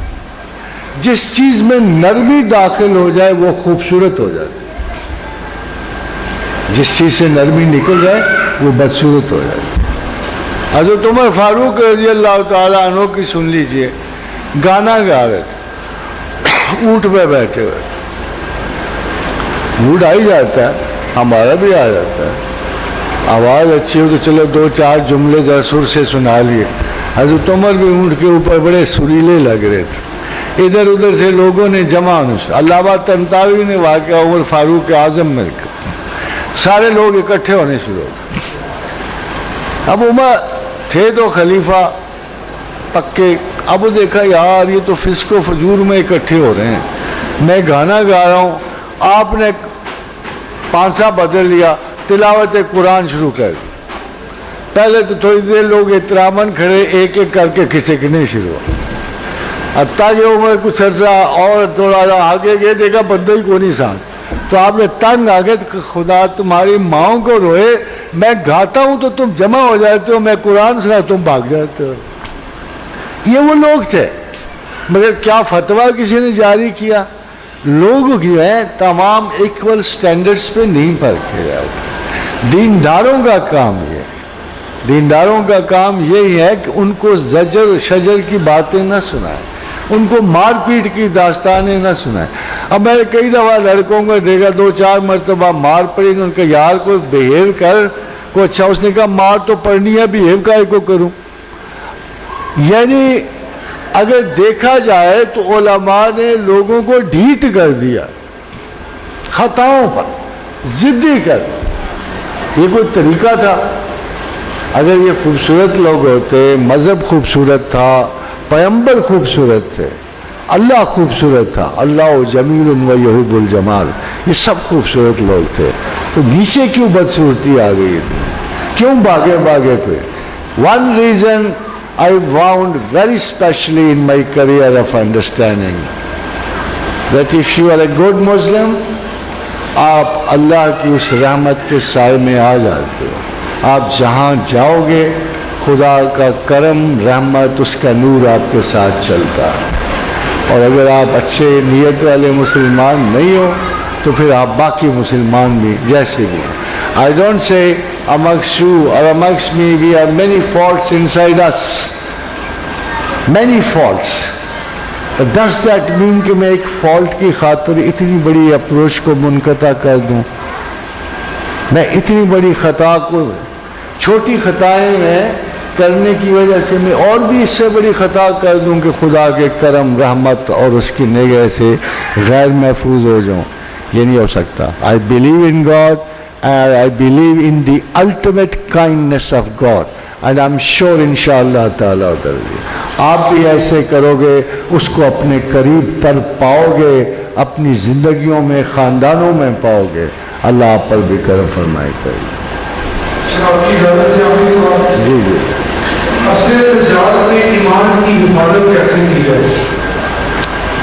دیکھو وہی کام جو دجال کر رہا ہے وہی آپ کرو. اگر وہ ہائر انٹیلیجنس کو ہاتھ مار رہا ہے تو آپ کے پاس بھی ذہانت بڑی ہے. میں یہ بات ماننے سے انکار کرتا ہوں، مشرق کے پاس مغرب سے کہیں زیادہ عقل ہے۔ ہم پیغمبروں کے وارث ہیں، اعلیٰ ترین عقلوں کے وارث ہیں، مگر جب جادو ٹونے پہ سے اثر کم ہوگا تو یہ عقل پیدا ہوگی نا۔ دجال اور کون ہے؟ جادوگر بیٹھا ہوا ہے، نفع نقصان کا مالک ہے۔ دجال حساب کتاب والا بیٹھا ہوا ہے۔ اتنی اگر آپ کی زندگی میں اتنا فیتھ نہیں ہے کہ پروردگار عالم کے سوا کوئی شمع برابر بھی آپ کی زندگی میں فرق نہیں ڈال سکتا، تو پھر آپ ان کم بختوں کے رخ کیوں کرتے ہو؟ یہ جھوٹے جس نے جھوٹ کیا، جس نے مکر و فریب کیا، جس نے غلط سلط باتیں کی، وہ دجال ہے۔ یہ جادوگر، یہ حساب کتاب، یہ کتاب ساز، یہ سارے کے سارے دجال کے ساتھی ہیں۔ اگر آپ گریز کرو ان سے، صاف ستھرا ایمان رکھو، اور اللہ کا قول یاد، ما یفعل اللہ بعذابکم، ہمیں کیا پڑی تمہیں عذاب دے؟ کتنی سادہ سی بات اس نے کہی ہے، ہمیں کیا پڑی ہے تمہیں عذاب دے؟ ما یفعل اللہ بعذابکم ان شکرتم وآمنتم، اگر تم ہماری یاد والے ہو، ایمان والے ہو، تو تمہارا خیال ہے وَقَانَ اللَّهَ شَاكِرًا عَلِيمًا، ہم تو شکر قبول کرتے ہیں، ہم علم والے ہیں۔ آپ جاہلوں سے حساب کروا رہے ہو، ہم علم والے ہیں۔ خدا بار بار یہی کہنا ہے۔ دیکھیے آپ ذرا غور، فَاذْكُرُونِي أَذْكُرْكُمْ، تم مجھے یاد کرو میں تمہیں یاد کروں گا۔ وَاشْكُرُوا لِي،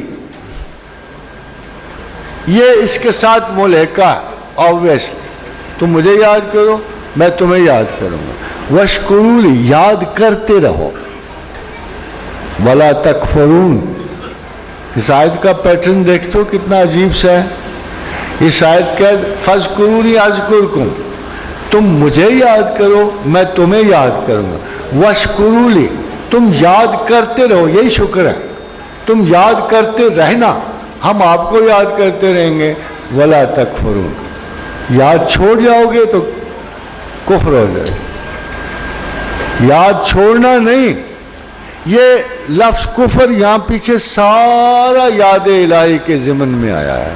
اگر اس آیت کو آپ دیکھو، فَاذْكُرُونِي أَذْكُرْكُمْ وَاشْكُرُوا لِي وَلَا تَكْفُرُونَ، اگر اس کا نارمل ترجمہ کرو گے تو یہی بنے گا کہ تم اللہ کو یاد کرو، خدا کہتا ہے تم مجھے یاد کرو میں تمہیں یاد کروں۔ اگر تم مجھے یاد کرتے رہو گے تو تم کبھی کفر کا ارتکاب نہیں کرو گے، تم سچے ایمان پہ رہو گے، اور نہ صرف سچے ہوئے، دجال کا پھر وہاں کام ہی کیا۔ دجال سے گریز کا واحد طریقہ ہے پروردگار کے اپنے وجود علم پر اعتبار رکھنا، وہی آپ کو ہدایت دینے والا ہے، وہی گمراہی دینے والا ہے، وہی اسباب رحمت تخلیق کرنے والا ہے۔ سب سے بڑی رحمت رحمت علم ہے جو انسانوں پہ نازل فرماتا ہے، اور ہم عصر دجال سے بھی پناہ مانگتے ہیں، اور عذاب سے، اس عذاب سے جو خدا جہالت کی شکل میں ہمارے سر پہ مسلط کرتا ہے، اللہ ہمیں ان سے پناہ میں رکھے۔ ایک اناؤنسمنٹ آپ نے منتظمین کی طرف سے کھانے کا انتظام کیا گیا ہے، فرسٹ فلور پہ میں کھانا سرو کیا گیا ہے، اور خواتین تھوڑی سی بات ہو آپ میں سب سے ابتدا ہے کہ ہماری طرف کے لیے کاغذ ہمارے محفل کے لیے خصوصی دعا ہے۔ سر پہلے دعا کر دینا، ایک منٹ، شعیب اوپر ہو گئی دعا کے بعد یہ دعا کریں۔ دعا ہوگی، آپ سے گزارش ہے کہ اپنی سسٹم کا تصویر رکھیں۔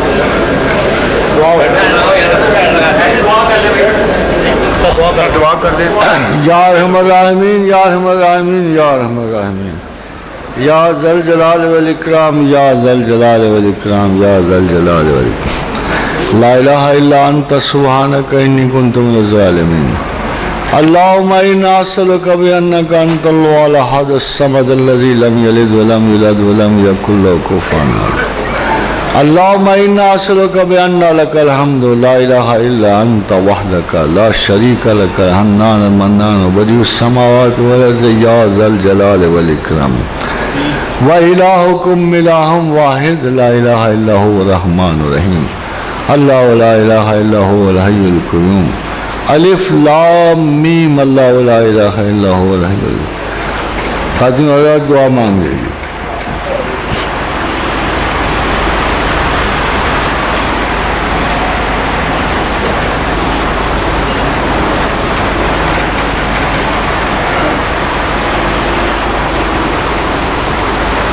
اللہم اعنا علی ذکرک و شکرک و حسن عبادتک.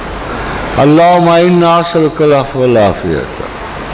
اللہم انا نعوذ بک من البرص والجنون والجذام وسوء الاسقام. اللہم احسن عاقبتنا فی الامور کلها واجرنا من خزي الدنیا وعذاب الآخرة. اللہم انا نعوذ بک من شرورهم وندعو بک فی نحورهم. اللہم اجعل اوسع رزقک علی عند کبر سنی وانقطاع عمری.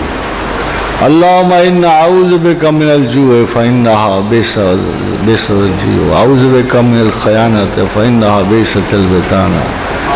اللہم انا نسألک من فضلک ورحمتک فانہ لا یملک الا انت. اللہم رب النبی محمد اغفر لی ذنبی واذهب غیظ قلبی واجرنی من ذلات الفتن ما یشتنا. اللہم صلی علی محمد وعلی آل محمد کما صلیت علی ابراہیم وعلی آل ابراہیم انک حمید مجید. اللہم بارک علی محمد وعلی آل محمد کما بارکت علی ابراہیم وعلی آل ابراہیم انک حمید مجید. اللہم صلی علیہ کما ذکرہ الذاکرون. اللہم صلی علیہ کما غفل عن ذکرہ الغافلون وسلم تسلیما. خادم حضرات، تھینک یو ویری مچ.